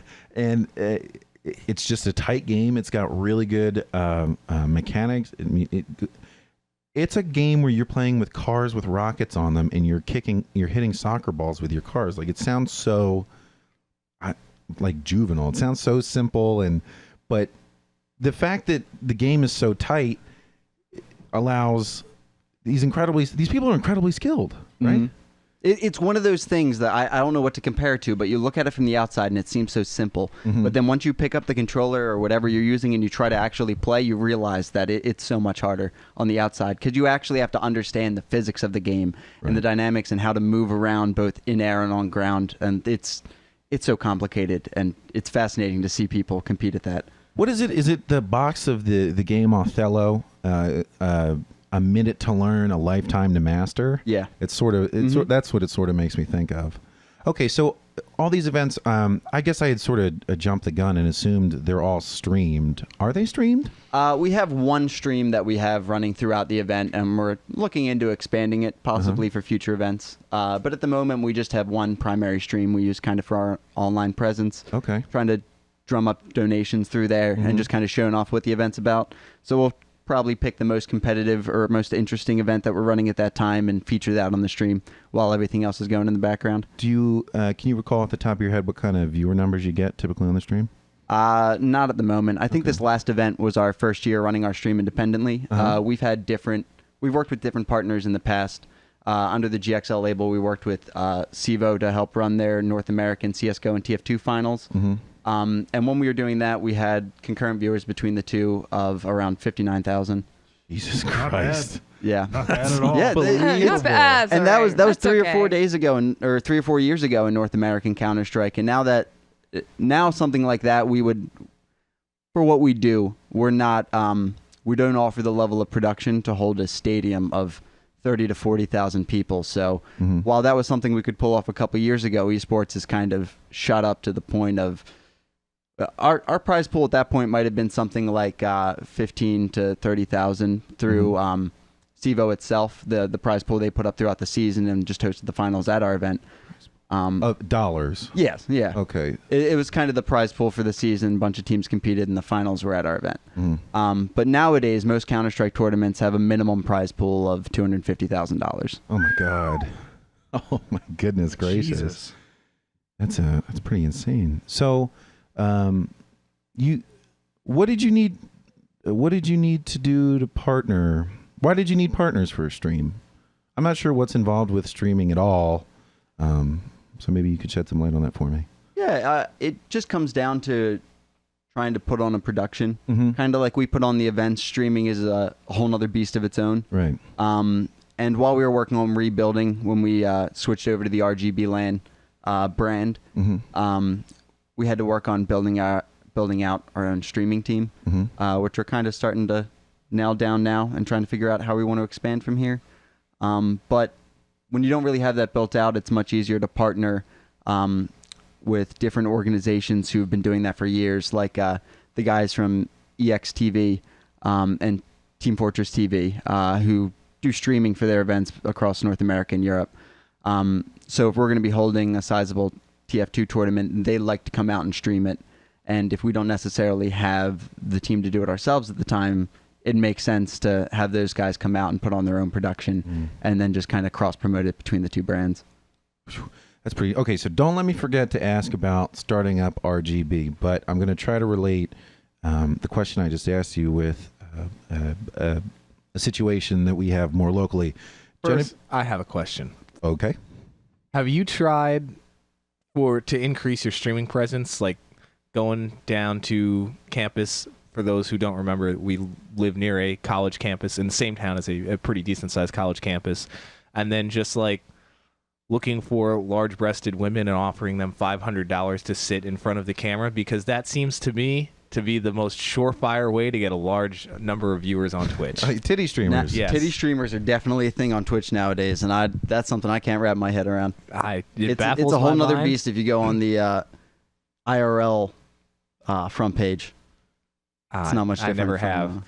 But it's an IRL front page on Twitch. Just Yeah. the IRL section of Twitch is not much different than People who just like a Chatterbait vlog. nowadays. yeah, it's not really- just games. It's like other stuff. It's just too. sitting in front of a camera Yeah. talking with a high angle and a low cut top. You know, I think that in and of itself could be a whole interesting conversation. I found that there's some level of personal interaction, relationship that I think some of the viewers feel they build with the streamers themselves. I don't know, maybe. Well, Maybe another day. I think maybe something similar to that with just excuse me, like podcasts I listen to, right? Like the Drunken Peasants, I've been watching since literally episode 1. They cracked 450 a couple weeks ago, and the main guy Ben does what I do for this show and much more because they're very successful. And it's just like I feel like I know this dude, and he has no fucking idea who I am. Yeah, you're right. Like if I went up to two best friends and I met Matt or Pat or Wooly, I'd walk up to them and I'd be like, "Hey," and just start talking as though they would know who the hell Bill from TGNA is. You know? Yeah. It's just, so if that were to happen, if you wanted to keep them like interested and not super creeped out, you have to like put it on the table you've been watching forever, but then like, I don't know, assume the rest of the conversation is you just met and you know nothing about the other person. Yeah. Even though I've been watching your life for 4 years. It's too wild. Yeah, that's a great thing to relate streaming to. I had my own like troubles trying to understand at the beginning because it just not necessarily my thing. I don't enjoy sitting and watching streams. Podcasts are more my speed. But everyone has what they're into. And same thing with like certain people who'll just sit around and watch reruns of like Law and Order or something like that. Sometimes it's nice to just have background noise while you're doing something else. Yeah. I mean, when I hit myself in the face with the microphone, when I re-listen to our podcast, I quite enjoy sort of having it go on in the background because I know a lot of what we talked about, but I forget stuff. So every once in a while, a joke will sneak up on me. And I'm like, oh, shit, that was really funny or whatever. Dude, sometimes because like I start rendering all the files and uploading shit as soon as we're done recording most nights when we do this. And like while I'm doing that, of course, I listen to some of it, however long it takes. And sometimes I just lose it. Yeah. Like Frank will hear me and you're like, just like dying, cracking up. The one that gets me the most, and I guess this is sort of our own little circle jerk. We had an episode 3 or 4 ago. Do you know Chris from does he know Chris? I think you met him. I think I met him once or twice. We had him. He's like, oh, okay, I have a topic. And he never has topics. And I was like, oh, sick. Like, what the hell's going to come out of Chris? It's going to be really interesting and related to video games. His topic was, do you ever think that you are retarded and the rest of the world is treating you nicely and not letting you know that you are? And I was like, how the fuck did we end up here? You can tell he was on that on the drive over. The whole time he was. I was like, did you have a fever last night and this is what you dreamt? But like I put that on because like we went through the podcast and I was like, Jesus Christ, but I'm trying to navigate us around so that we're not, like highly offensive or ridiculous sounding or whatever. And then as soon as we finished it, I sort of put it in the past. And I listened to it a couple weeks later and I lost my shit for 30 minutes. It like, oh my God. But as long as you don't think about it too hard. That goes for most of our podcasts. Yeah. Mostly fart jokes. Yeah. Mostly. Like, oh my God. Banging around. I was sort of going to say this for I'll say a little bit. The 50th episode, which I think is our next one. Yes. Our next episode is the Big 5-0. Yeah, I kind of wanted to do a little reflection, but I remember that episode particularly because, like, like even the word retarded used to be medical. Now it really bothers some people, and I'm like some of us are using it, and some I'm like, do you say like mentally differently abled? And I'm like, but then you almost sound clinical, and we're talking so ridiculously. I'm like, I have no idea how to handle this conversation. Yeah, I think George Carlin's bit on euphemisms is going to be the rest of what I say about this subject. Okay. Just George Carlin euphemisms. That pretty much explains exactly how I feel about it. That's what I was thinking too. Yep. Went to the same place. I'm totally unfilling with it. Same. I would advise us to go watch it. The second break I'll put it on. It's a short bit. Yeah. He talks about shell shock and how that's now post-traumatic stress disorder, and how that lineage and how talks about preposterous it is. Yeah, the softening of terms kind of takes you farther and farther away from what it actually means or the intent of it. And very interesting. Yeah. So, all right. The thing that is in my everyday life that I wanted to get your input on was Genevieve plays women's roller derby, and I have been lucky enough to be included in announcing their events. So live announcing is quite a bit of fun, and I got to tell you, even though we had 35 episodes at the time when I started, I'm pretty comfortable on a microphone. Totally different bear being on a microphone in front of people who hear you immediately, and you sort of get this false audience, even though there is an audience, because when you mess up, you're like, oh, everybody noticed. But they don't care. They don't even listen to you. The point is, they are thinking about, well, I'm thinking about helping them get a live stream of their games on the web. Mm-hmm. And to me, in my head, I'm like, all right, I got to get a couple cameras, place them in a good place. I have to get some microphones that sound pretty good streaming, and then we got to put them somewhere somebody can get it. And that all sounds really simple. Is there more to it? Yeah, I think it would come in the production of like any stage show is similar to streaming in the way of there needs to be some level of MC or coordination to the what's going on the stream itself, rather, or unless it's more of like a just a look inside of what's going on. Mm-hmm. But otherwise, like with gaming, there's normally a commentator or two in front of the mic who will like lay out what's going on and kind of follow you or talk you through what's going on. One person on color commentary and one person kind of on play-by-play to kind of break down what you're seeing. Okay, and then logistically, Well, I mean, they're playing. They don't so. hurt. so I'm sorry, what were you going to say, Genevieve? I was going to say that most of the Derby streams I've ever seen are just, it looks like one camera from one angle. It's like a flat shot, no production. Yeah, like, it depends Yeah, and then, what like- exactly you're trying to put on. And I'm guessing because you don't hear any of the music and you kind of hear yelling in the background, like you hear the players yelling, but it's mostly just the announcers talking. So I'm wondering if it's just their mics picking up some of the yelling and the whistles. Well, from what I'm getting is, if you really want to put out a quality product, you need a lot more support staff than that, right? So you need somebody to run the cameras, you need somebody to choose the cameras, you need somebody to work the sound levels, competent commentators, people to switch between the commentators and maybe the crowd sound, that kind of stuff. Yeah, you can really do it with like a three-man staff, really two people on the mic to kind of bounce off of each other, and then one person kind of managing the production behind the scenes, kind of on the board and If just they know what they're doing. yeah, if they're competent, and You then would need switching a- between scenes. You would not just need a soundboard though; you would need a video board because you would still want Yeah, multiple you would need cameras. you would need the scene transitions and all that. Or I the- think yeah.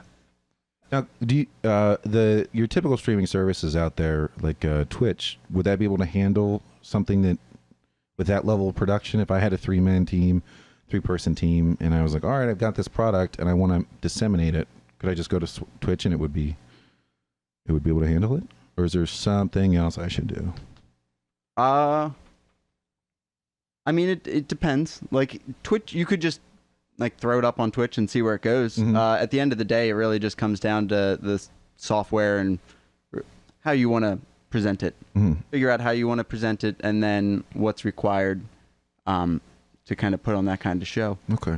Because you can do that where it's you have two people kind of in front of a camera and kind of talking about what's going on and switching between them scenes and what's going on the track. But you can do it like that, or you can just have a camera in the corner kind of with an eye on the track and then maybe an input to the commentator's board. And then that way you at least have their audio coming through, and then maybe a mic in the audience or something like that to pick up their sound. Okay, so you do have a lot of different options. Yeah. Okay. That second one sounds more like what's commonly done. If it's Yeah. anything like, I mean, like, you know, my journey in figuring out how to do the technical stuff for like this podcast, my music and whatnot, I mean, it's, I would imagine it's very tailored on what you're after. Yeah. So if you want to be able to have a correspondent guy out in the crowd, like who we can cut to like talk to a spectator, like that's a niche function. How do I add that capability in? Well, I probably don't need a whole new setup. Probably don't need a whole second camera necessarily, or a whole extra program on the computer, but we just got to figure out how to manipulate the tools we have to get it done, as an example. Okay, so RGB. I don't think it's abnormal for growing organizations to necessarily create new ones to like split off. What was the nature of your split from the original GXL to RGB? Was there any juicy details that made it contentious? Well, I feel like it just came down to different perspectives on where we wanted the events to go. Okay. At the end of the day, You at liberty to? Yeah, well, kind of going back to what you were saying before on how you maintain the attitude or the sense of community at an event. It really just came down to a difference in perspective on how to handle that at event community. and a level of commitment to the consistency of events. Okay. So it was just kind of a split to kind of give us a little more creative freedom with where we thought the event should go and the kind of attitude they should have, and to kind of bring a little more consistency to when we could put them on. Mm-hmm. Well, I mean, it's really a great opportunity. You build and you grow and you find your own style, and then you say, well, this is what I want, and then you can just go do it. So you say us and we. How big of a team do you typically work with when you're putting on RGB? It's grown over the years, and we're kind of in the process of trying to flesh it out right now, fill a bunch of new roles as we're kind of growing back in size again. While we were working with the GXL, we did events from like 300 to 500 people, somewhere around there. And when we switched over to RGB LAN, and with the staff we had, we went back down to like 180 person events for the last 2 or 3 years to just kind of iron everything out under the new brand, make sure the support was still there, staff and everything squared away, and now kind of expanding from there. So when we were starting RGB LAN, we probably had a staff of 8 to 10 people or so, and now we're probably up to about like 16 or 18 or so. Wow. It's bigger than some companies. Yeah, it depends on kind of what we're looking to flesh out. The general production of it really requires someone to organize just the general production, the meetings and all that, someone to take care of the technical end of things. And then from there, it's just the different niche skills you need to put on an event and stuff like that. You kind of figure out over time. So we figured out our core little staff of 8 to 10 people. And then from there, we're kind of fleshing things out, bring on additional people to help with volunteer, the points and charity systems we put together, and streaming and stuff like that. Okay. We've added a couple more people for streaming as well. So the money that is given to charity, is it mostly generated through like participation fees from the 180 or so people that come in, or do you guys involve yourselves with sponsors? Because I imagine that could be, a lot of companies are excited to contribute to charity, especially in a new and appealing way, like video game conventions and streaming like that. First off, that's my first question. And then the second question is, how do you choose the charities that the teams are competing for? We try to vary the charities to try to make sure we can cover a little bit of everything. And we reach out to our community and our attendees to try to figure out if they have any ideas of local charities they've either worked with or heard of that they can put forward. Considering the size of our event, we'd prefer working with local charities just to help benefit the local community. Yeah. So we normally try to pick varying causes. So this year's RGB LAN, our next upcoming event, the 3 charities for it are, let's see. So I got my notes here, but now I'm all disorganized. All right, so our 3 charities for the red team, it's going to be HopeWorks in Camden, which is essentially, we tried to find someone who's into the tech community. So it's essentially trying to build safer communities through the introduction of programming and entrepreneurship and starting businesses. We got Kitty's Place, which helps relocate animals in domestic abuse situations. So one of the things that may stop people from leaving a unhealthy relationship is worrying about their animal or what they could do with it. So it helps find a temporary home so that that person can move out and then worry about their animal when it comes time. That's tremendous. And then the last one we got is Miracles for Molly, which focuses on helping people who live with lifelong chronic or terminal illnesses. So we just reach out to our community and see if they have any recommendations, and then we try to vary what the charities do and then assign them to different teams so people can kind of figure out what they want to fight for and then pick that team. Okay. That's pretty darn neat. The sponsors, do you guys have any sponsor organizations that support the event? Yeah, we work with a bunch of different sponsors. So one we've worked with for the last couple of years is Extra Life. They come out to a bunch of our events and we do some cross promotion for their charity stream and what we're doing at our event. and different LAN organizations as well, just kind of cross promotion for what we do and what they do. Mm-hmm. And then sponsors for different things like covering prizes at events, additional prize money for charity and stuff like that. So going back to your previous question, where do we pull some of the money from for charity? It's a little of this, little of that. Mm-hmm. The tickets and also what we get from sponsors, what's donated through streams, and at the event itself. Oh, okay. So do you have sponsorship packets? Let's say TGNA wanted to get a piece of the action and get and help support. Is there like a bronze package we could? Yeah, we have purchase? a sponsorship team and a sponsorship packet put together that we can send to anyone interested and kind of see if we can work with them to find something that fits. Okay. Do you have any teasers? Any like if you give us $50, you get your logo on a mouse pad? Nothing that I know off the top of my head. Okay. But I can find the packet sometime later on if you're interested. So how does cross promotion work? Like what's that experience typically like? So for other LAN events and stuff like that, they might send out a couple of their staff members to our event to just kind of run a booth, talk about what their event's like. Maybe they'll put on a little tournament of their own or find some way to get people to interact. And then if we need help at our event or something like that, they're normally willing to jump in and just kind of get involved and network. Just kind of considering it's a niche community, try to express like, hey, there's one event going on here. Check out another one over there. So it's a lot of going back and forth between events and just kind of promoting yourselves there and trying to figure out if that event needs any help from you or how necessarily you can benefit each other, whether it be like tournament help, technical help, or just promotion. So I can think of a way that you could help me. I love to play NFL Blitz 2001, but apparently nobody on the planet has played that. So it's no fun because I beat up on everybody. So I'll bring my Nintendo and my 4 controllers, and you pull out 50 people for me to dominate, and then we'll call it even? There you go. All right, perfect. I'm sure we got it for you. Our console section's got everything. We got a guy named King Jay who's been doing this for the last decade plus. The collection he has of classic and modern consoles and games is outstanding. All right. I think a guy with a royal title might dominate me, so... Well, you never know until you. Maybe I need to go down to like try. a local middle school and take on some of those kids. Maybe no, middle schoolers are better video gamers than I am, for sure. Okay, last question that I have in this onslaught: when you're running an event, oh, Christ, I thought of 3 more.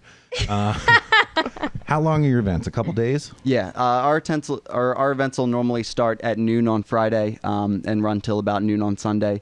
Okay. We sell an early access pass to get in at midnight on Thursday.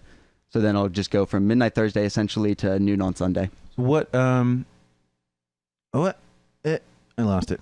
Shit. Oh. How often is it? Is it annual?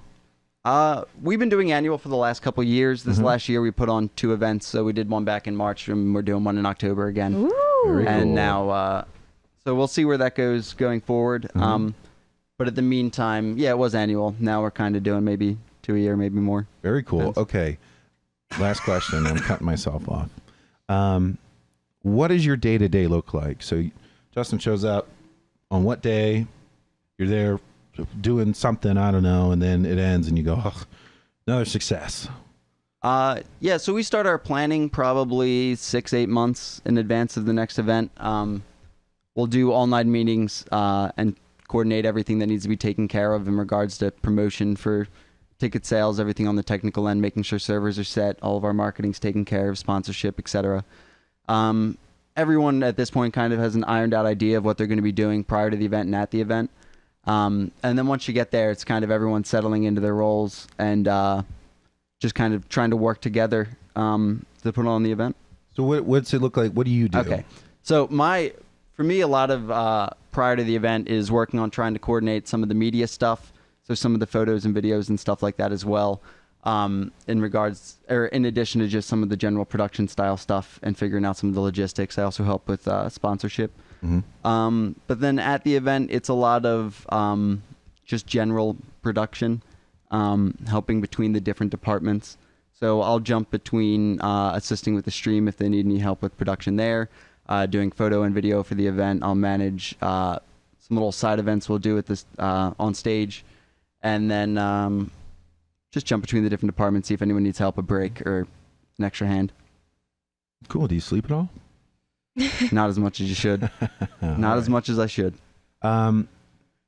So I see you've got a book of notes here, and Start reading. yeah, please just take this time to talk about whatever you want. I think You are a I have guest. grilled you for so much information. I want to give you time to just say whatever. You can talk about your book. You can talk about some question you had in the back of your mind. Anything, you know. No, I just had general notes together to kind of keep myself organized while I was talking about things. Mhm. Any good things I should have asked you questions about? Can I point out that our guest came more prepared than our podcast? Yep. No, mine's just all in my my I steel meditated on trap it for of the a first mind. half, so You forgot the word for brain When? just now. You used a poetic term, Genevieve. Okay. You didn't forget. All right, Yeah. all right. Give him some It took credit. him a little longer than ideal. Split Yeah, second. anything in there you want us to cover? Let's see. You got some dates. yeah, we got the next RGB LAN coming up this October 19th to the 21st. Being in October, we're going to be doing like a little spooky theme. Ooh. So each team's going to have a different little spooky aspect to it. Going to be doing a costume contest, all that Yes. fun jazz. I'll be way too scared to get involved in that. I'm sorry. Don't worry. I'm go.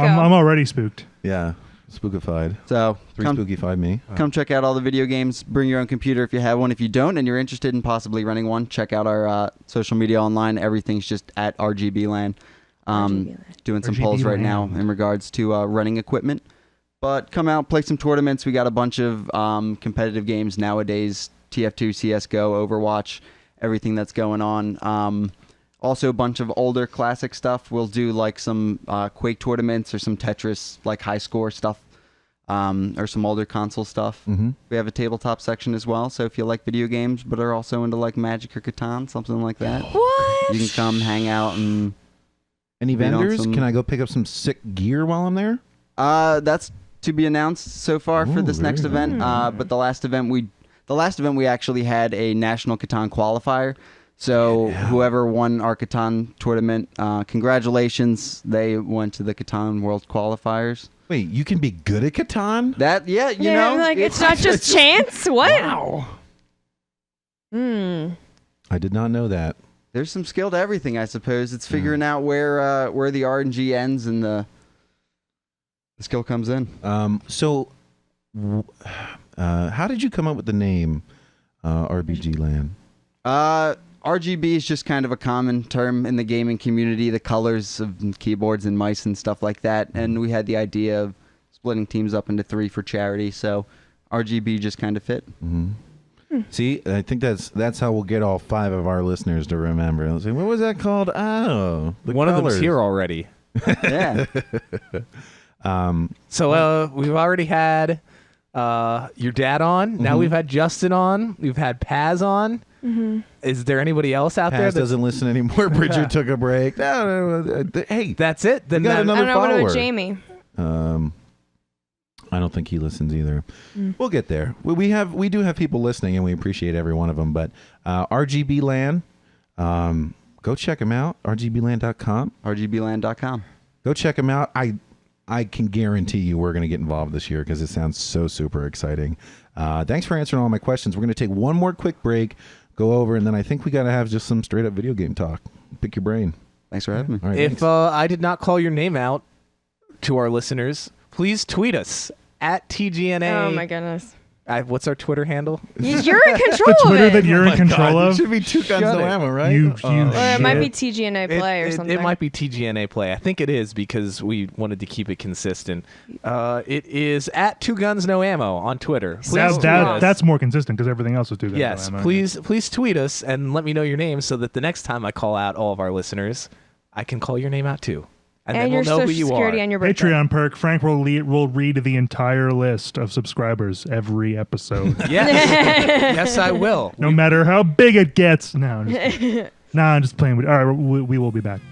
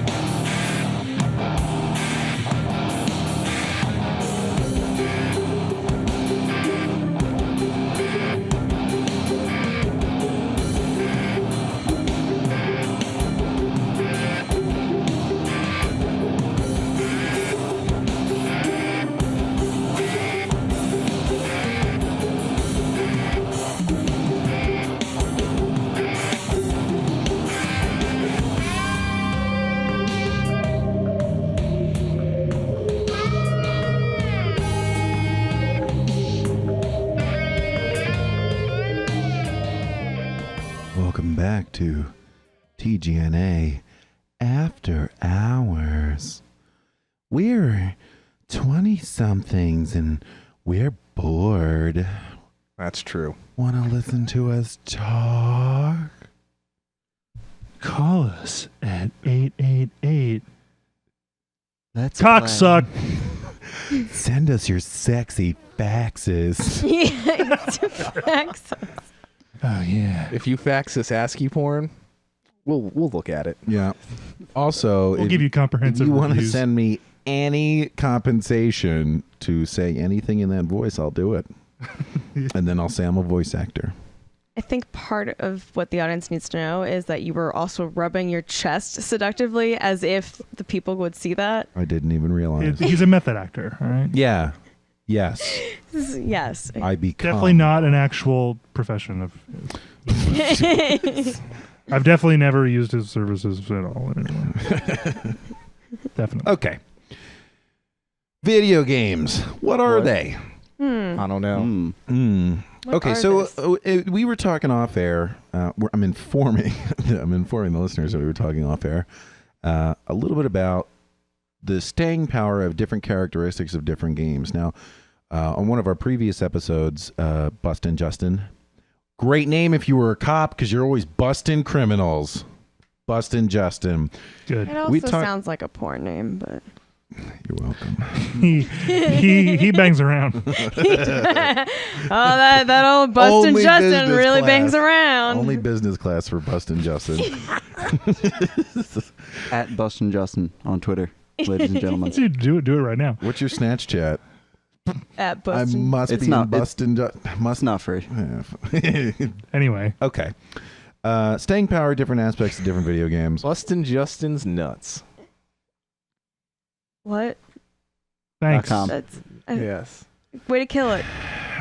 One of the things that we remarked on in a previous episode was that this the proliferation of 8-bit or 16-bit or 32-bit, there's another word for it I can never remember, style art in games is an absolute boon to indie developers because it takes away this expectation, I think, for certain visual thresholds to be met. At the same time, we've seen appealing visual assets become more available through free engines like Unity or the Unreal engines that people can interact with. But is it bitmap art style? Yeah, like MS Paint. Yeah. It's bitmap. While that can become very stylized and visually appealing, if you just want to make a game, you can throw some sprites up there or some low polygon drawings that still look good but are not super labor intensive. They look And- good for what they are. Yeah, and you can focus on the rest of the game. You don't have to be like, all right, I need to put 50% of my time making this look great. It looks all right, but your gameplay is going to be super tight. And that's sort of when you started talking about the things that hold up in games, that's sort of what I was reminded of. And I think currently we're gonna end up with more games that stand the test of time because good mechanics, in my opinion, are always going to be good. What are your thoughts on the subject? I think you and Jake sort of threw this around a little bit before. What were you guys thinking? I don't even necessarily remember how we kind of fell down had the idea to even talk about it. Yeah. Do you? No, don't remember how it came up. But we were just comparing like retro games to modern games and kind of like where development was put on games at that time and kind of how the simplicity of the visual design kind of lended, kind of like what you were saying, to the actual mechanics and gameplay kind of holding the game up. Whereas more modern games that try to be really flashy with the graphics or the presentation that don't necessarily put as much time into the actual development of the game. I have two related thoughts to that. First off, I hearken back to a number of playthroughs I watched. I think one of them was Final Fantasy. It might have been Silent Hill. And certain things that pop up, they're like, this looks really shitty right now, but that's because we're watching it on an HD screen. And back then, all they had were CRT monitors, so this fuzziness looked a lot more artistic. It didn't look like does. strangely rendered. Like you wouldn't be able to see that figure that we can now see is low detail because of the presentation of it on the monitors at the time didn't have the capability. It looked a lot cooler. And then just this last week, I ran in my office Olympics, and one of our events was Mario Kart racing.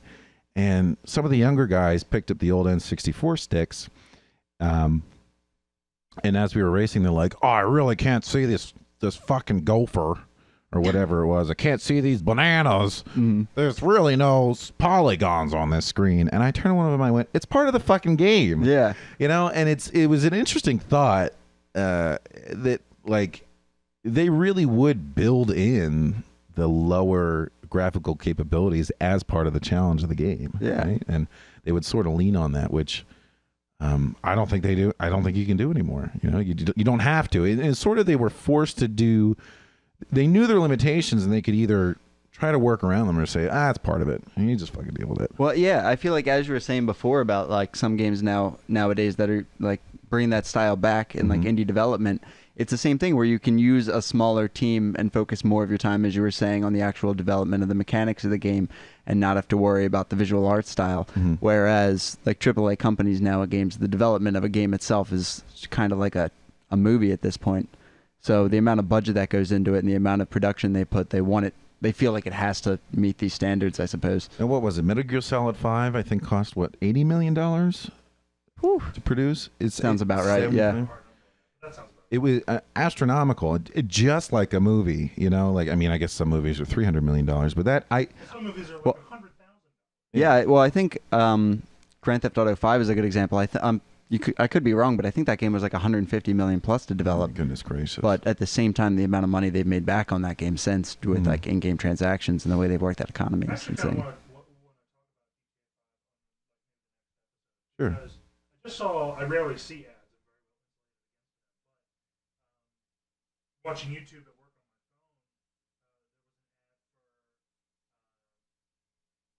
on my phone, what GTA 5 has been doing the entire time pretty much, putting out not DLCs, but online expansions. Hey, if you're still playing online, Yeah. here's all these new weapons, all these new quests, all these new vehicles. You can buy them with the in-game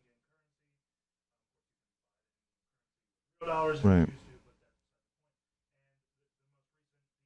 the most recent DLC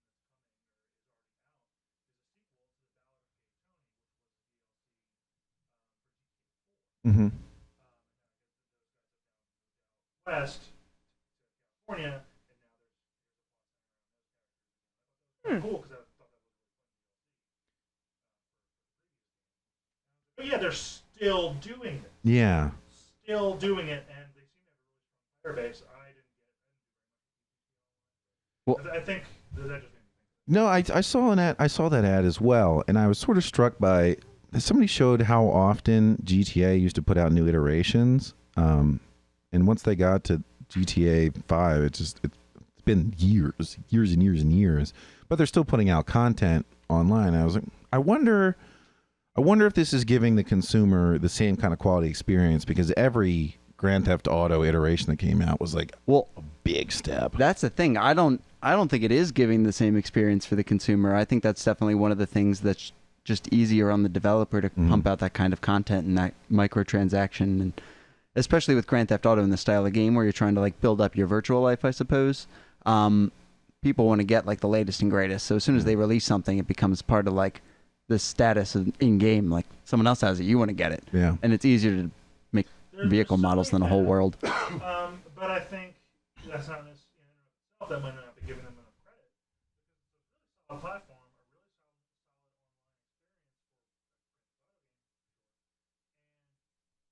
online experience. It definitely gives. I mean, we're going to crank out like a worthy successor, not just in terms of quality, but in terms of fully do a new map as big or bigger. Place collectibles, script missions all over that map that lead to all other parts. Get the dialogue recorded, get the music. That's a much bigger undertaking. And I kind of like the idea of drawing out the life of the game because it was. I mean, whatever, it may have its problems. There is a critique for sure as a video. I guess we're having this discussion now, and that's fine because I can time it back in. But it's solid. It's really solid. There's a reason people are playing it so much, and a reason like they're getting that funding.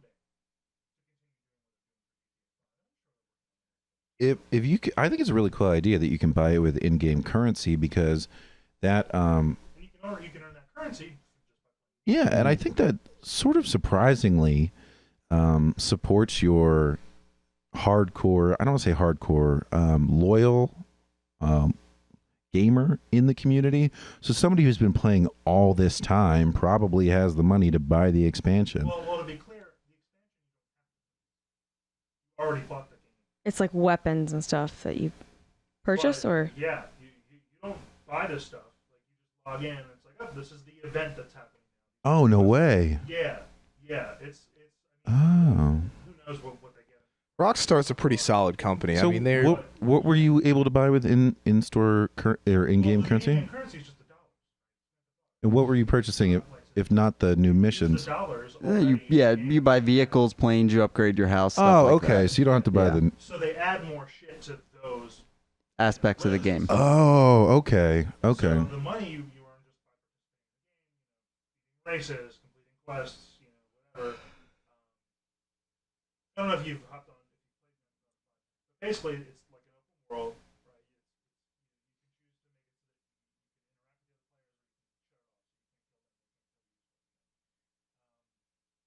Well, you can go to like quest marker to start a quest, and that opens up a waiting room, and anyone who looks for other people with you, they opt in. That fills the room up to whatever, and then you go do that race. It backs you out of the main server.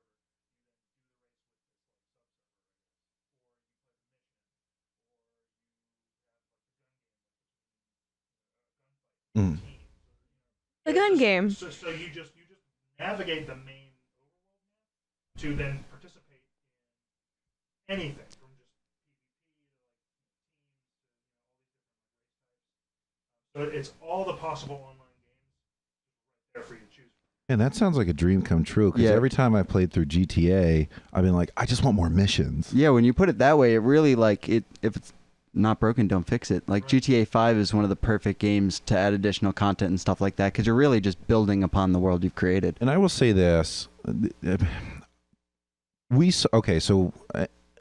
trailers don't always give an accurate depiction of how much I'm going to like the content. I watched the trailer for a game called Black Wake, which, if you're not familiar with, we'll have to talk off air because I love it. And I was like, this looks kind of. And then I played it. I'm like, this is dope. I watched the advertisement for these Gay Tony expansions for GT and like the writing for it. I was like, ugh. It was just. I don't know. Like one of the characters was like, "We're gonna have to change your name. I don't think Gay Tony's gonna work in this environment." I'm like, ugh. Laszlo, that's the thing. Like, when you play the series, you know who Laszlo is on Mhm. GTA 3, where he was like sub character wash up like radio. He had a hit talk show in GTA 3 in New York in like the late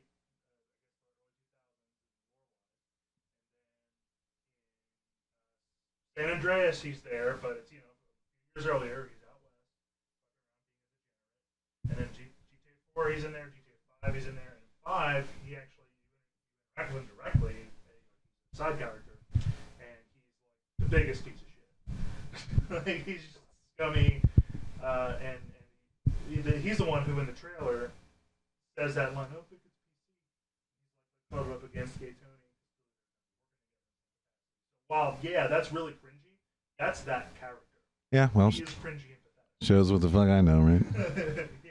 So I actually found that amusing because I recognized it immediately. Well, that's cool. That's cool that they're even putting jokes in the trailer to appeal to their loyal fans. I kind of like he that. was in Vice City too, I think. Even yeah, in Miami, that was he had some He good. bounces around with the games. Yeah. I think he was the metal show.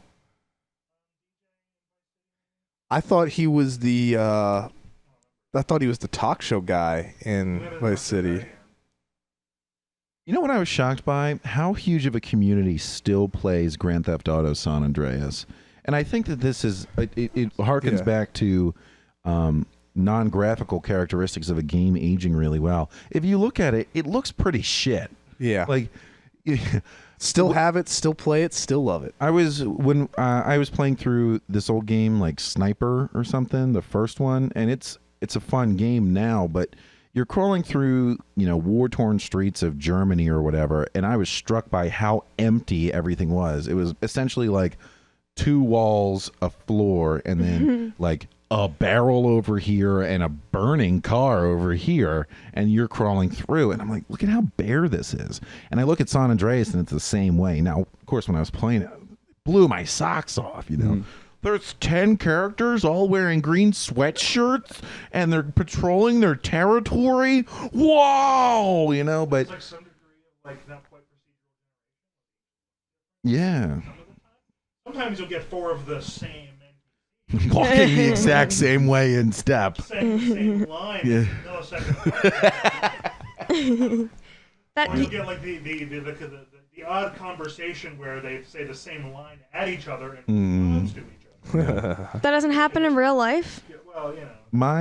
A little aside about me, I love you remember how on old like toys and sound generation things you could hit the button and it would Repeat it. it or, would like, say start the it. same thing, but it would like say it over the previous playthrough. I love that. It makes me laugh every time, anywhere in life. I don't give a shit what it is. If I can mash it and I hear like, your fucking computer's broken, but I can hear it 40 times like, Your fucking computer's broken. I'd be like, time to buy a new machine. It's so much better than that fucking sad face Windows gives you now on its blue screen. Oh my goodness. I wish that's how all technology broke down. Like your car just like gives up and then Your you're like, tire's wait, flat. Your tire is flat. Every time you roll over, every time it goes, Yeah. your tire's flat. Oh my god. Yeah. It's going to explode. And then like as you slow down, your tires, your tire's Yep. flat. Yep. Oh my god. It's deeper. Well, yeah, that would be pretty tremendous. Is my computer on like benzos now? No, As it's the dying. Power's down. Yeah. So The playback slows. check engine. Check That engine. whole check fucking engine. idea that like machines, when they start to run out of power, talk more slowly from like old cartoons and stuff. It really tickles me pink, man. Like, I love you. It's just Yeah. I'm afraid to die. Memory deleted. my sister died in All right. So yeah, San Andreas holds up, and I never even gave it a second look because there was one mission. Dude, you can buy it on your phone. Like, yeah. Well, like for me with those games, it'll stick out. Right? Mm-hmm. Oh wow, yeah, the area's like really empty. Watch those cars appear behind me, or in front of me, or whatever. It's great, but then I'm gone because for the time. Yeah, I was playing NFL Blitz, and I often find that happening. Like, I have a preference for which year I want to play. 2001, because that's the first year that they introduced directional passing using the yellow buttons on the N64 controller, as opposed to having to point your quarterback that way. And it's funny, every time somebody comes on, they remark on a couple things, and one of them is how every guy is gargantuan, from the And, like, linemen blocks. to like the wide receivers. They're all at least 400 pounds. And the other one that my dad really enjoys when we play is they can run 4 feet and they're sucking wind. Like, if you immediately get sacked, everybody on the field is absolutely exhausted. And it's preposterous, but I guess it was like a flavor animation back in the day. Additionally, if you jump with one of the characters, they fly like an insane amount high and like arc over Yeah. and like land. And you're like, there's no way a 400-pound beast person They have like moon physics. Yeah. Well, but only sometimes. There's who's like, exhausted after 2 feet can make this jump. There's this tackle you can do, and it like I guess it calculates that all right, you should be able to tackle this character, but no matter what the player does, your character will attempt to tackle it, and if they miss, they just fly 25 yards. It looks like a rubber human band. human torpedo through the air as they fly through the air, and it is so dumb, but it's awesome, and like it adds. It's sort of like those old campy movies, like Starship Troopers, right? You're like, this is goofy, but you know, it's now endearing, and all that charm though would be lost if the game sucked, which it doesn't. As an aside, we were playing that. We played it for Office Olympics, and I don't know if it's a sign that like the game I was using is getting old, or my machine, or maybe the sun had a solar flare. But I had one guy, I didn't even know anybody in the game was diving after the play, and he just in a half a second was rendered from the right side of the field all the way across. He flew through people like 55 yards.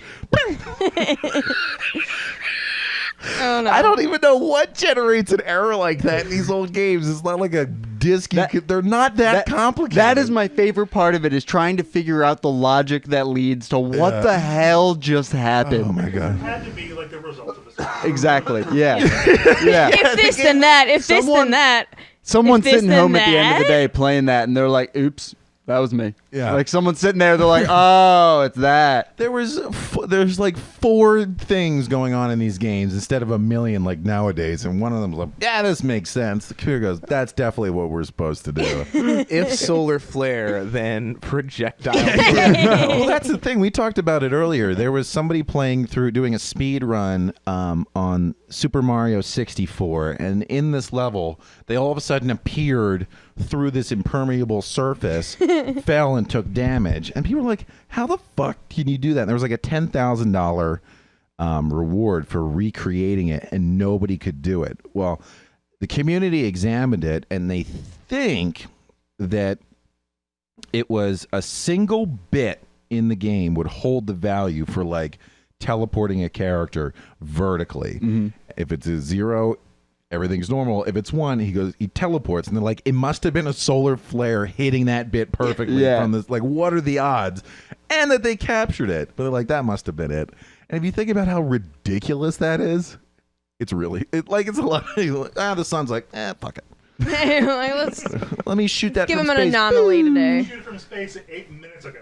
Yeah, boy. But if you don't know about NFL Blitz, they use some of the rules that exist. Like there is a line of scrimmage, and you throw the ball forward, and there's first downs.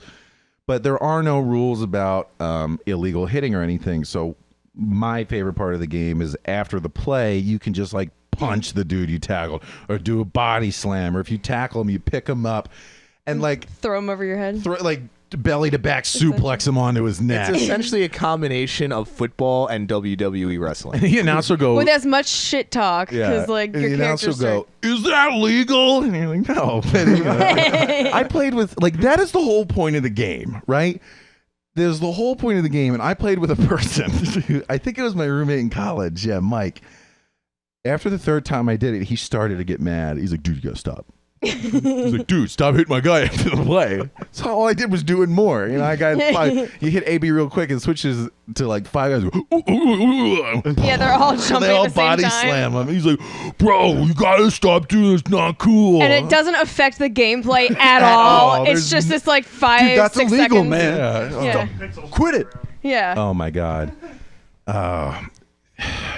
The other part of this game is like part of the animations that they'll do to tackle you is a roll of the dice to see where the line of scrimmage is actually going to be. So if you hit a guy and you can hit him in the air and blast him 40 feet forwards and he lands on his neck, and they're like, no, you were down 40 feet ago, even though you flew through it. You're like, what? Or like you could pick up a guy and you just sort of slide with him, like at an angle, and then do a suplex, and they're like, that's a touchdown. When? Where? Touchdown with an assist. Doesn't make any sense. You know, the guy will Assist from the other team. Yeah, you'll be 6 feet ahead of the line of the scrimmage and go boop, boop, boop, no first down. Or like 6 feet ahead of the first down marker. They're like, no first down. No. And you're like, well, I don't know why, but all right, fine. I'm sure it was frustrating back in the day, but that reminds me Hilarious. of, I think it was like Madden 2004 when Michael Vick was on the cover. When they had dogs in the game. No, I'm sorry. Oh, Jesus. No. They killed the dogs off.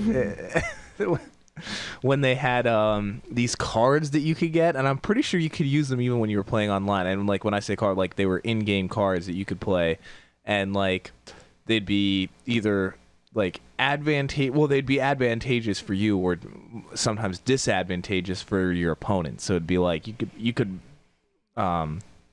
like if you got close to a fourth down, you could play one card, and it's like bad spot. So the referee like accidentally spots it like a foot farther than they should, or like I don't know, like redo a field goal because the referee thought that the other team called a timeout.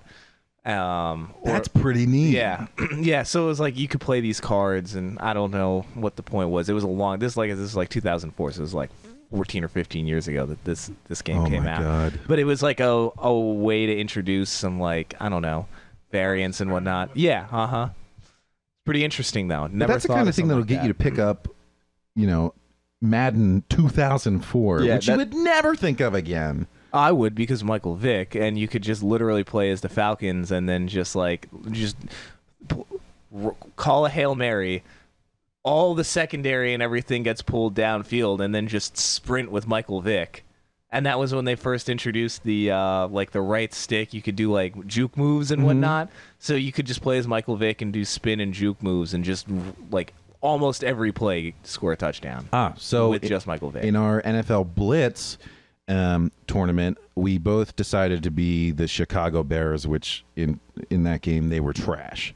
But the way that NFL Blitz interprets the difference in team ability wasn't like actual performance difference, like your characters didn't move fast or anything. Random events just occurred more often to shittier teams. You fumbled more, you dropped passes more, your kickoffs only went 10 yards more. I ran that motherfucking Hail Mary 3 times. My receiver was wide open down the middle of the field. I needed this touchdown to stay in the game. And the ball goes up through the air, and it's the size of a 50-gallon drum. And it hits this gargantuan gorilla that is my 600-pound receiver. And the ball hits him in the back of the helmet and just goes, they have the sound, boink. Boink. And it's just like this little... like icing on the cake of frustration. Like, you went under that ball. Blank. Blank. 3 times in a row. I didn't get the first down. Blank. Oh, my fuck. Oh, but it's awesome now. So that's an example of a frustration that makes it part of a greater package. Yeah. But at the time, I imagine. So I don't know. Some of these things, I think they sort of accidentally stumble into.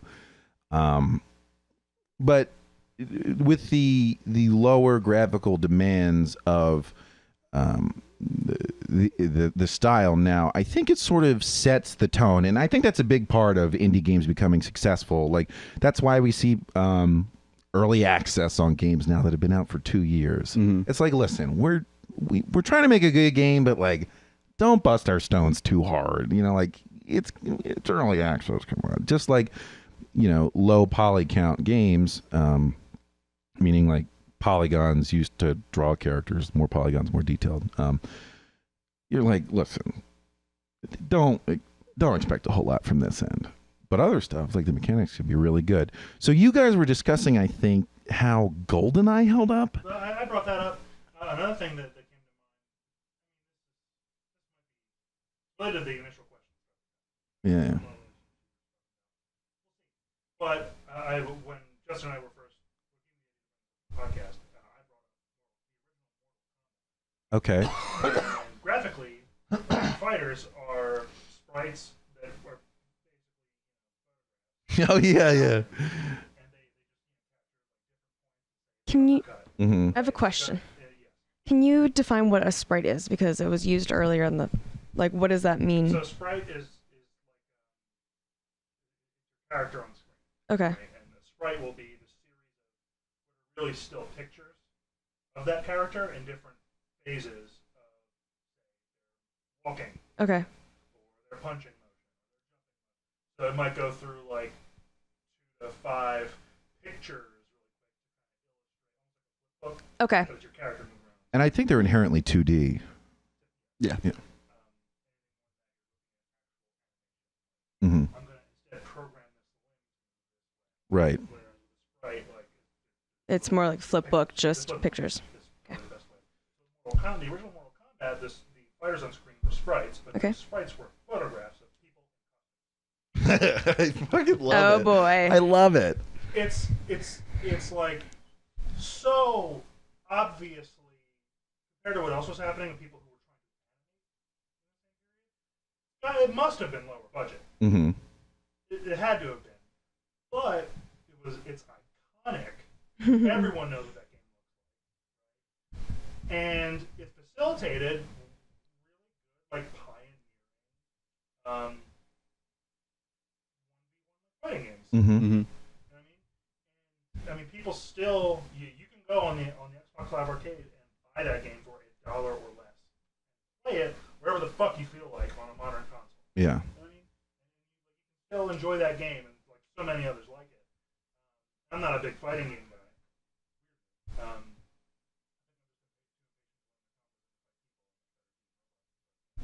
But at any rate, of like something that it wasn't like shitty Mm-hmm. for the time. Yeah. Today it looks shitty Right. Yeah. but you know, I mean, it looks like it was a cost-effective way to get the characters they designed into the game, custom drawing those sprites.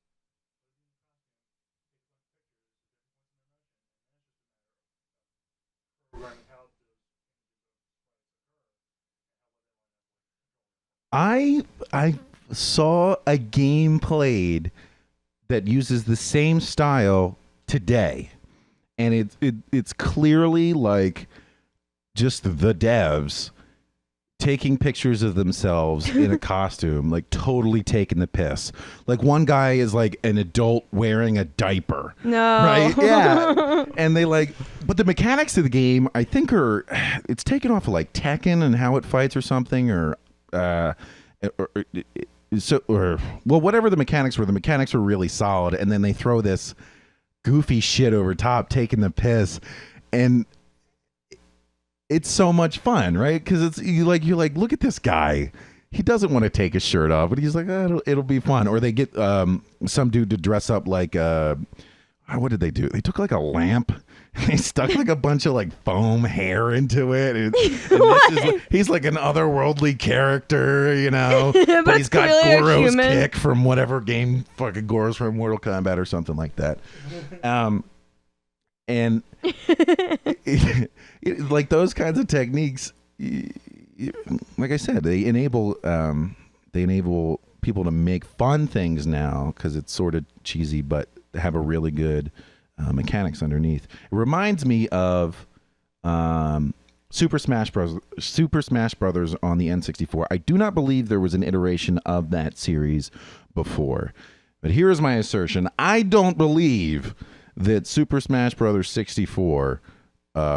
They were like, this game's going to be really good. It's going to be really popular. I think they're like, why don't we just put all of our shit in one game? Here's I guess how they'll fight. Yeah, they're like, they'll fight. Here's some cool level. Yeah, it was essentially meant as a party game, like same thing that they had back in the day with like Mario Party. It was just meant to be another one of those. Yeah, and then but they took enough care to put like cool mechanics in it. The way the characters fight makes sense. Now there are some broken aspects to it, but Like every game back in that day, it's not balanced properly. But you're a run-of-the-mill player. I mean, unless you're like super elite, you're gonna have a great time playing it. And it has generated 7 or 8 games down the road. Now my issue is, as the games have progressed, they've moved further and further from the basic mechanics of Smash 64. Well, see, that's one of the things that I think is really interesting, and in regards to why Smash is so competitive and why it's so compelling as a competitive game. And I think a lot of that has to do with the flaws of the development of the motion and the combat back in the day, because the two, some of the biggest games in Smash are is Melee in particular, and The second iteration for GameCube. Yes, Super Smash Bros. Melee for the GameCube. And part of the reason that's so popular in 64 is because there's certain things you can do to animation cancel and things like that that the developers didn't necessarily intend, but allow you to create really fluid gameplay for a time that there wasn't necessarily that kind of gameplay in something else. One example is there's an air dash where you can slide across the map, right? Am I? Yeah, it's wave dashing. It's 3 quick inputs. You have to quickly jump, move diagonally downwards, and then dash in the air. So you have to hit jump to the side and the air dodge move, so like a trigger. Yeah. So it's 3 buttons real quick, and you have to do them, and I think in a 60th, a 70th of a second. So you have to do it fairly quick. And there are other things such as L canceling in the game that go down to a 1/5 of a second. You have to react to it. Yeah. And those are the things the developers didn't necessarily intend, but can lead to really high skill cap games. The wave dashing, what happens when you successfully execute it? It allows you to back up from someone else in combat and immediately be ready without an animation to attack or defend yourself. Whereas normally you would have to run backwards, and then there'd be the animation of turning around, and during those couple frames you couldn't attack or defend yourself. You just have to be repositioning. Whereas wave dashing kind of cancels that out. Mm-hmm.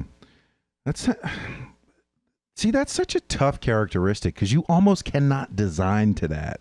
Yeah, well, right? I feel like it goes back to what their intent was with the design, where they really just wanted Smash to be a party game. Yeah. And that's the way they intended to design it. But then the fan base found a way to play it otherwise and preferred that. Just like any other. Yeah. This is one of the reasons that I maintain that excuse me, the computer, PC, is such an excellent platform for community growth, and why companies like Blizzard can worry me. Blizzard has made a number of really popular games. One of the more recent ones being Overwatch. I've talked about that before. It's a shooter with different characters, but they've been introducing new game modes that try things out. I think they do them daily, and some of the other ones weekly. And I go, oh, this is pretty neat. They're trying new stuff, and I imagine they're inspired by other communities. But the thing that worries me is that they maintain a real tight control on what you can play out there. As far as I know, you might know better than I. But if you look at Counter-Strike, the devs made a game, and then the community just was like, we're going to do whatever we want with it. And they said, okay. Are you talking in regards to competitive? I'm sorry. What I mean is that there's so much custom things that the community can do in Counter-Strike. They can find bugs, or there are surfing servers. The game is a two-team first-person shooter, and now there are servers completely dedicated to designing custom landscapes and surfing your SWAT guy or your Spetsnaz guy along the landscape. Something it was never intended for. Now, if you have a quality like that in a game as tightly controlled as Overwatch, by limiting how much customization you allow, I feel like the community might miss out on those certain things. Yeah, I think a good example of that nowadays is PUBG, PlayerUnknown's Battlegrounds. Because exactly what you're talking about, just kind of like the custom settings and ability to make your own servers, it goes back to the reason why we have to make partnerships and sponsorships with different companies that help run these games to get access to the custom servers, because for that same reason they want to control the competitive platform for it, or whatever they see as that, and therefore just don't let the player base use it. Recently I noticed if you go onto PlayerUnknown's Battlegrounds, for the last year or so the game was out, you couldn't make custom servers at all unless you had developer access. But recently they put out a feature where you can make your own custom games, but you need to use an in-game key to unlock it, which you have to purchase for $2.50. So you got to so in order to make a custom game in PlayerUnknown's Battlegrounds, it costs you $2.50 a game. Games are about 30 minutes each. And the thing is, I've worked with PUBG both at RGB LAN at PAX this year, using like the development side of the system and like setting up custom games and everything for the events. The custom settings that they give you access to when you're paying with the key is not nearly as comprehensive as the things you actually have access to if you're given it as either a event promoter or as a streamer or personality or something like that. And the shame of it is, I can understand the corporate motivation to lock down your intellectual property, but what this really does is drive subversion of your access controls by the community. There's I forget who said it was who said it. It might have been Gabe Newell, the guy who's like the founder of Valve. Of Valve, yeah. And Valve runs Steam. Steam is the marketplace and platform through which people get a lot of their PC games and play each other. And he said piracy is it was either a service or distribution problem, right? People don't, if they can just get the shit they want for, you know, reasonable amount of money or whatever, or they get the service they want, people don't pirate. They want their stuff and they want it a certain way, and you can either provide it to the consumer the way that they want, or they're just gonna take it. So I'm of course partial to sort of a free for all. The company sits back, says, "Ooh, this is super legit how these guys are playing it. Let us take it, put our super talented devs on it, who we pay a bunch of money, and come out with an official version of it that's got all the bells and whistles." But you know, everybody does things differently. Now, we were talking about Smash, and I know I sound like a grumpy old curmudgeon because as the game has progressed and grown, they've added bells and whistles to the platform. Like, I think now you can collect different feathers, and then you get to shoot a feather plane at the characters on screen and knock them out. And I'm like, this is too much for old Billy Boy. Yeah, that's the Kirby, right? Yeah, in the Super Smash Bros. Brawl, the edition for the Wii, they added the Ultimate Smash, which is essentially an orb that floats around, and 3 different item components where if you pick up all 3 in the same game, you get this little ship you can fly around and shoot people. But the Ultimate Smash is every character has their own basically finishing move they can use.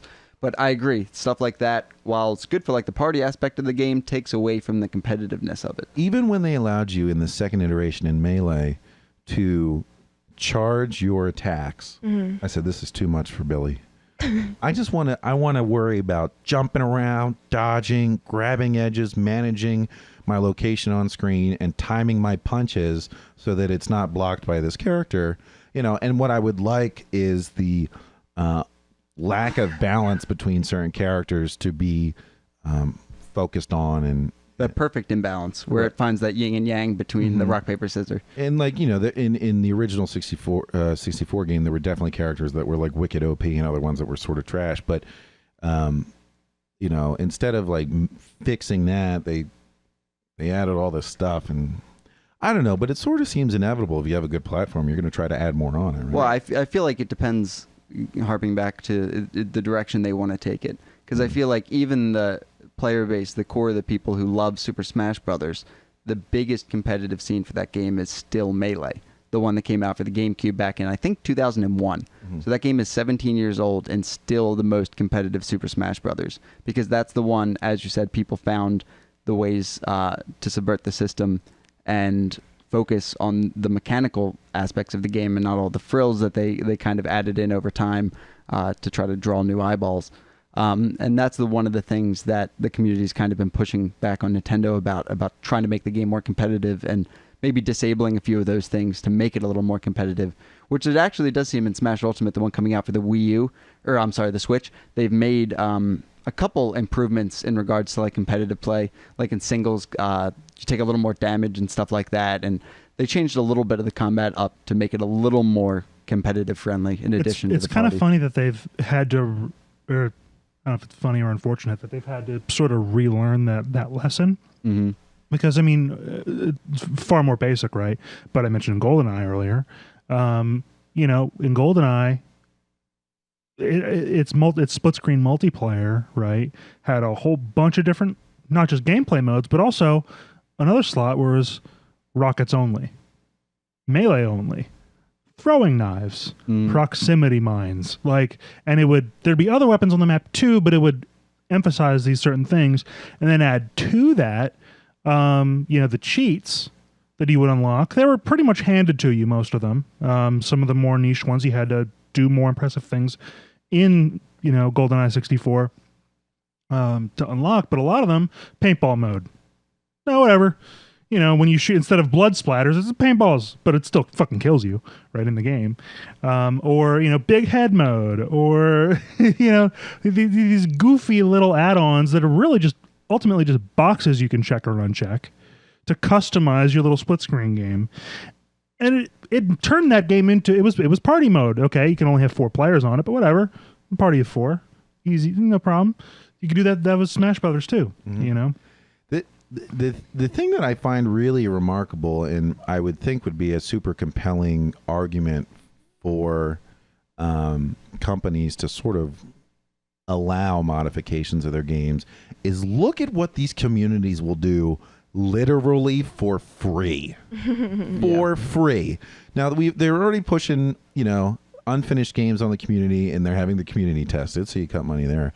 But they will take your game and they will find the best parts of it, and then they will make a new game out of your game with maybe the skins, like the art from your game and the basic mechanics, and they'll be like, this is actually what we wanted to play.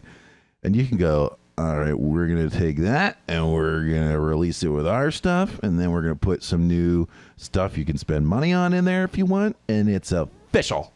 And they'll make more money that way. But with the rise of esports and stuff, I think there is a really big interest in controlling exactly how games are played. It's it's like the NFL. The NFL changes the rule and kind of trickles down to everything. Yeah. Everybody wants to play and this was one thing I was worried about with the introduction of big prize money in gaming. Everybody wants to play what the professionals are playing, for the most part. Not literally everyone, but people sort of dream about being that guy who's going to make $1 million playing the game. People dream about breaking in the NFL. It doesn't do you a whole lot of good working to get into the NFL or the NBA if you're not playing the same game, right? If your rules are different. So I sort of feared that we would see people even voluntarily realign the diverse custom games to just be representative of what the official play is. I wonder if you have any thoughts on that. I don't know how many games have official play that's much different than what they offer, at least in their online competitive matchmaking. I think CSGO might be a little different in bomb timers and stuff like that. It may take a little longer or shorter to disable things, or you might have a little more or less time. And Counter-Strike is one of those games that gives you the options. There's a bunch of private clients like ESEA you can download and then load up lobbies and games with different competitive players, and you'll use the exact same settings they're using in the pro matches. Oh, that's pretty cool.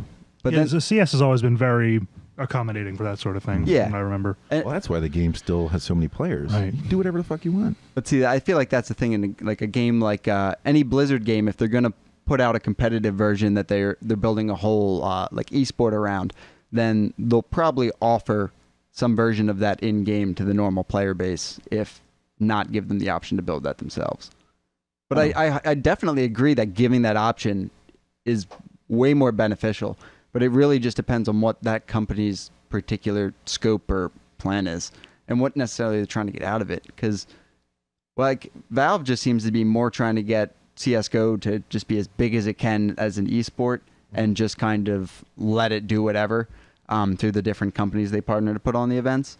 Whereas it seems like Blizzard and Overwatch is really just trying to use it as more of a marketing tool. It doesn't have the same viewership that CSGO or League of Legends has, but the way it's built is to kind of mimic traditional sports and try to draw those parallels between traditional sports and esports, whether it be in an online medium or magazine or social media discussion, stuff like that. But to just kind of drum up more publicity around the game as a rival to traditional sports in that format than really just build it up for the sake of building it up. There was the thing that I was the example that I used in our previous discussion on the podcast was like if you have 10 servers, like you have 10 people running servers, right? Mm-hmm. And we'll say of CSGO. 3 of them are gun game, 3 of them are surf maps, 3 of them are, I don't know, custom maps in other ways, and then one of them is like some really weird zombie mod. Mm-hmm. CSGO says, all right, there's $100,000 to win, or you could make $1 million every year playing playing this style of game, not gun game, not zombies, not whatever. I felt like, we might see of those 10 servers, 6 of them realign with the official style, so we have less proliferation of the custom creative stuff. Now, where did I pull that fear of? Out of my butt. So it could totally be unfounded. But that was my initial reaction to this idea of esports. Yeah, I definitely see that in certain games. Like there's less creativity around it nowadays and more focus on the esport.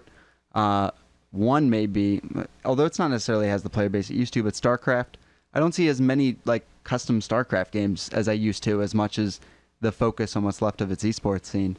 But that was a game that, like, StarCraft 1 was built on the custom games in addition to it. Like, outside of Korea, it was huge in North America, some of the custom games you could play in that. It was one of those games that's more just a sandbox for development. Wasn't StarCraft a mod of something else? I think it started as a Warcraft 3. StarCraft was an original game made by Blizzard. Yeah, Oh, okay. but I think Warcraft came before it, which was the same format, and then they kind of just made it Okay. sci-fi. That's pretty neat. Okay. One interesting thing that I was told a story about was, I think it was Gran Turismo, which is basically a racing sim. Mm-hmm. They said, all right, everybody who plays this game, whoever has the best time, we'll bring 5 people together. We'll have you do an official race off. And then the person who scores the best on this track gets to race an actual race car in a race. And they did, and they won, and apparently he did pretty well in the race. Now, that was possible because the game's a sim and they pay so much attention to the actual cars, but that is like the coolest direction I think that big time gaming could go. Having almost what the fuck was that big singing show? Not America's Got Talent. American Idol. Mm-hmm. Almost that level of finding the undiscovered talent. Person who wins the Madden tournament gets to call the plays for the Browns for a game. Yeah, stuff Yeah. like that. How much Would be, more and could it you fuck it up? It really could just be some schlub from the middle of nowhere, but he put in the work and the time and whatever, and they get this really cool opportunity. That is the most that really excites me. I don't know. I different events will do like similar sort of things where they'll enter like giveaways or stuff like that, and then like sponsor a player to come to their event and then be like, you can play with him or on his team or against him or whatever at this event, or like just hang out with them for the weekend, whatever way they do that kind of a promotion. But for the game itself, I feel like esports are, or certain ones at least, are so built out to this point that, and the same thing as traditional sports, there's like the amateur leagues they get into when it comes to, so there is not much like undiscovered talent because I suppose there is a pool of it, but people know where to look for that talent when they're looking for it based off of, they pull from the amateur teams, or the amateur teams pull from like the top of the leaderboards on the game and stuff like that. But It's pretty neat. It's getting really big. I think one thing that's cool about that is Fortnite recently, one of the battle royales recently did like a pro-am where each one was like a pro at the game, and then the other one was like a celebrity. So it was just, each one was like, it was like Ninja and Marshmello.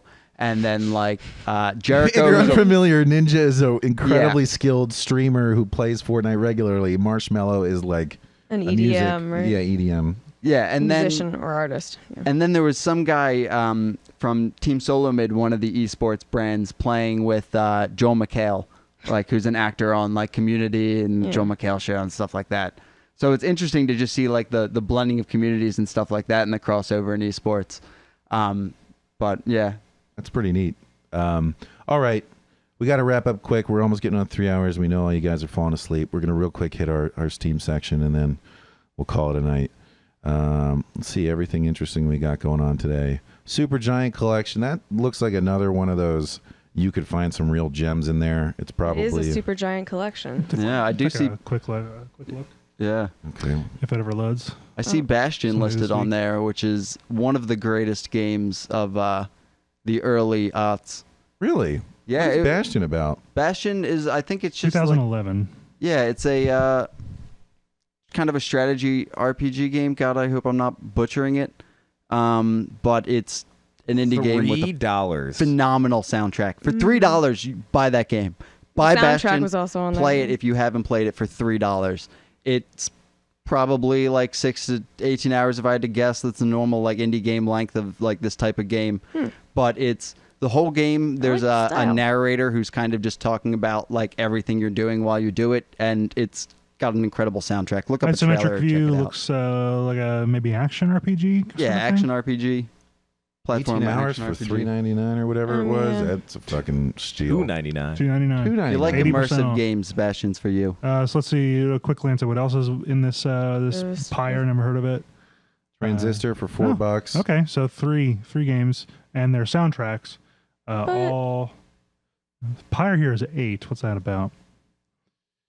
2017. It's a little newer. Yeah, much newer. It might be. Just a time thing. $8. It could be real badass. If you picked up Bastion, you were like, "This is pretty good," and the same people make this game. You This is probably the kind of trust thing it. this is the kind of thing you end up buying 3 games. You go, "Well, I spent on average $4 a game if I don't like it, or $5 a game if I don't like it. It's not a real loss." If But- there was a yeah. dev I was gonna place a bet on, this is a good dev. I've seen gameplay of this. Oh, boy. It's awesome. I have seen this. This is a lot of fun. I think for $8.99 you'll get your money's worth out of it. It's sort of like $7.99. $7.99. I think it's like bill turn-based battle with, characters have different characteristics, like different magic or zone attacks, and you're doing something like trying to score a ball or an orb into another location on the screen, but it's like high fantasy themed. It's quite fun. No, it's not turn-based. Each character has different movement speeds and zones of effect. This game's fucking awesome. I've got to say, for indie games, Supergiant Games has a phenomenal art style across all of their games. It does all look really good. Let's Yeah. kick it back to the main store page. Okay, what else we got? Medieval Engineers, Space Engineers. What the fuck? More Sims. Some sort of simulator. Sims, yeah. Yeah, $20. If you're German, I'm sure you'll love it. Yeah. I'll have to send this to Klaus. he Getting doing? over it. 40% off. Oh, this looks like one of those wonky games Oh that boy. Physics game, maybe? its resume probably doesn't sound super awesome. What? And It looks looks like it bizarre. was developed by the creators of QWOP. But what you do is But with Putin use in like a a cauldron. hammer. Apparently. Yeah, but with Putin in a cauldron with a sledge. you use a hammer to navigate taller and taller Oh my physical goodness. barriers. Yep. This is amazing. How This much is was so it? trippy. It is truly bizarre. It tastes Okay, of so- bitterness. It's capricious. Oh my goodness. Putin is in the lightest iron cauldron I've ever seen in my entire life, vaulting himself across a stone map with a sledgehammer that he is Using as like a lever. Yeah, he's Yeah. using as a lever. He's just like pivoting Have you himself. ever played off Worms of things. Armageddon? Just Yeah. put Putin in a cauldron with a sledgehammer and you got it. Without the, With- no guns with, or PvP. Yeah, with no Yeah. actual. No actual Concept. explosive weapons. Just navigate. At least from what we've seen. Okay, this is just shy of Could be a $5. flash game.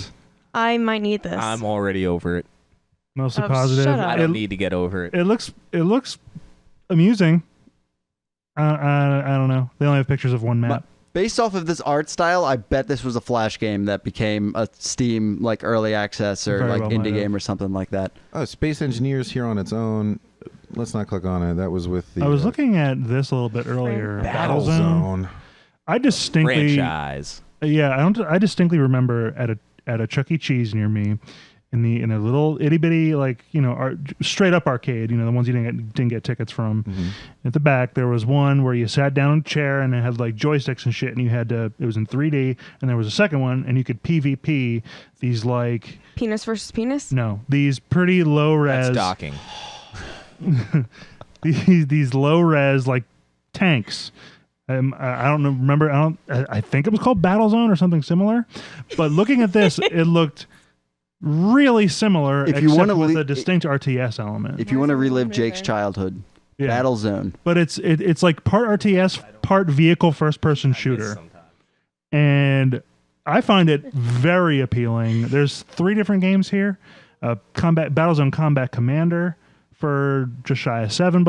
Battlezone Gold Edition, which I think is much newer, 2007, for $18. 2017. But what I'm looking at is Battlezone 98 Redux for $5. That's what we're 75% talking off. So about. what you're paying for here would be the ability to run this old game now. But on it's your like, machine with no but it's problems. like apparently they totally remastered it, like redid a bunch of shit. It's just like the old game that is polished up and looks new. So you could and find honestly, the old like, one on look at this Abandonware, trailer shit probably. right here. You could probably find old abandonware, but this actually Looks really pretty does look good. like the Yeah, like it looks pretty damn good. mhm. This looks pretty baller for an arcade game. I'll throw that out and there. it still maintains This doesn't look like the some- arcade game I'm referring to, but it like seems to behave the same Okay. way. and it still maintains some sort of low poly art style. So it harkens back to when But you they might put have like played it some in like 1998. Arcadey good time. textures over it. Yeah, I'm digging it. So it looks kind of fun. I might pick it up. $5 is not bad. Yeah, at that price point, the newer games, we'll see. But yeah, that's this one. I think Combat Commander, $2 more over the first one we were looking at, but it looks like looks like they go to space also. It's got a mixed feedback recently. That usually means they made some. Well, sort of but bear in unpopular mind, change. it's a total of less than 250 reviews. 24 of them were mixed. So Also, I you look can at the play number of free responses until too. Monday at 10 a.m. Pacific. So if you're interested, check it out while you can for Yeah. free. Those You of might have even noticed the episode was uploaded by the time. Well, what I'm saying is when the If recent you're a super fan and you listen to the podcast right after we upload it, if Look, guys, you have 7 minutes. if recent reviews are mixed, very different from the very positive like this one has, they might have done just an unpopular decision or whatever. Had a promotion where not your typical fan base played it and didn't like it or something. So that's Yeah, not maybe. usually damning for me. Battlezone 98 Redux looks pretty cool. I think that's on my wish list actually. Genevieve, Sims 3, I know I saw it. 85% off. Where is it? There? They jumped around for some 85%. reason. Where'd it Yeah. go? Well, I'm always gonna pick Sims because why not? The only thing is you don't get all the expansions, which are the fun parts like fighting sharks and burying people in snow.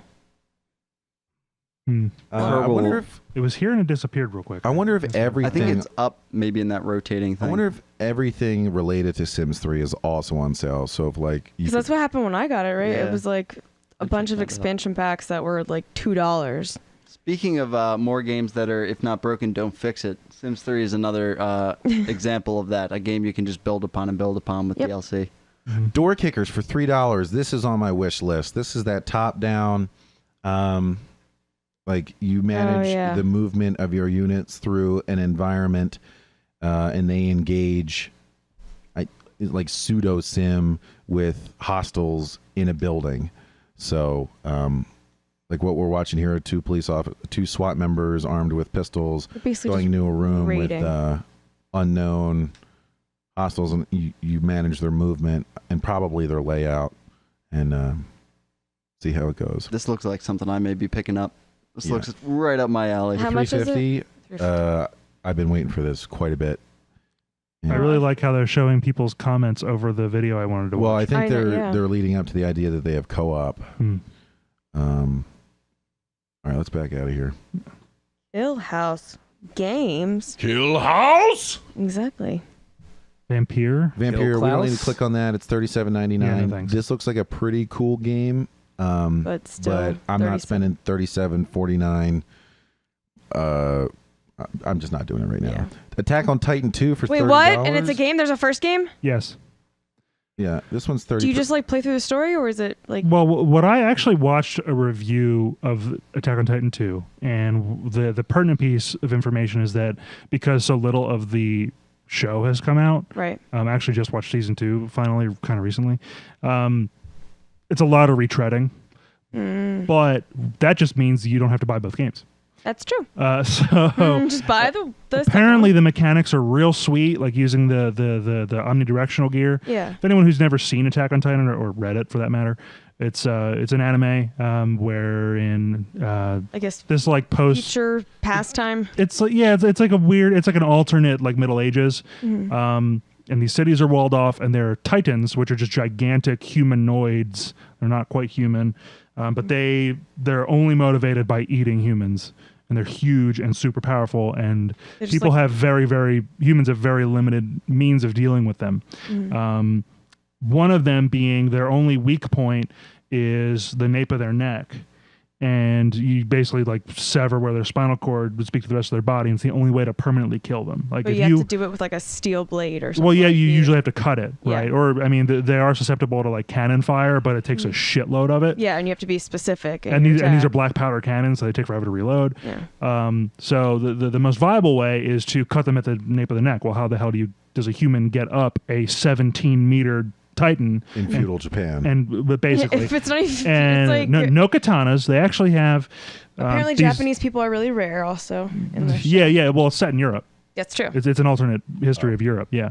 So one of the main characters is Asian. They don't specify which Asian because the people who abduct her and give you this fact don't care. They're looking to sell her They're on the just black like, market. oh, she's Asian. She's very rare. Yeah, because they're looking to sell her into slavery. Don't worry, they're swiftly murdered. But Swiftly murdered. so in addition to swords and dealing with these, as part of dealing with these titans, they have basically like jetpack slash like Spider-Man-y kind of gear. like grappling hook Yeah. gear that they can manipulate very well. So they'll fire grappling hooks out of their hip, and then they'll use like compressed gas to like propel them in different directions. So it's lots of really cool high flying like Flying all around like and Spider-Man kind of stuff. kind of, except they have like swords also. Yeah, Wow. but swords, not actually So, seeing the walls. Frank let compressed gas slip right by. So the game of course tries to capture that motion and let you kill titans using it I yourself. feel like that'd be really complicated. It looks apparently I've heard good things. Okay. I don't know about this price point at like 40 some bucks, but I may well Hey, Jake, how old are you? 28. But I tell the computer I just scroll to a random year. Yeah. It has my fucking credit card information. Why are you asking if I'm 1937, 1942, whatever's convenient. Yeah. I just I picked 82 just now cuz fuck you. Like, you know. Get out of here. Do Anyway. they have a Attack on Titan 1 game on here? It's still $42. Sometimes they throw that in here and it's extra cheap if we scroll I down. don't see it. No. All right. But yeah, apparently, you know, the second game is less of a sequel. I think there is a little bit more of the story conveyed, but it's Fucking looks great. To be fair, Yeah. the second Holy season for shit. me felt really, I want to say short. it But went there by was pretty more- quick. I mean, it was as many episodes. Yeah, but it still was like over the course of like 2 days or something. Like it was, instead of being like a couple years or Wow. a year. This art looks awesome. Yeah. They're really doing a great job recently of taking like anime and making it 3D in a way that maintains the anime feel that I want after watching the show. It feels like I'm playing the show. This very much looks like the show in Holy 3D form. shit. It looks really good. Oh my god. I think it's a good show. I mean, I think there's occasional like pacing issues with the story, but Yeah. I really don't have very many complaints.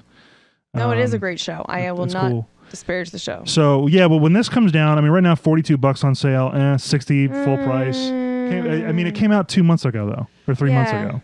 So you know, I would wait. If Yeah. I need this game, I'm gonna wait for it. right? That's about where I'm at. the But beast I do recommend the IP on the whole. for Patient sure. gamer. On the whole, That might be. there was one more, I think. Please click again.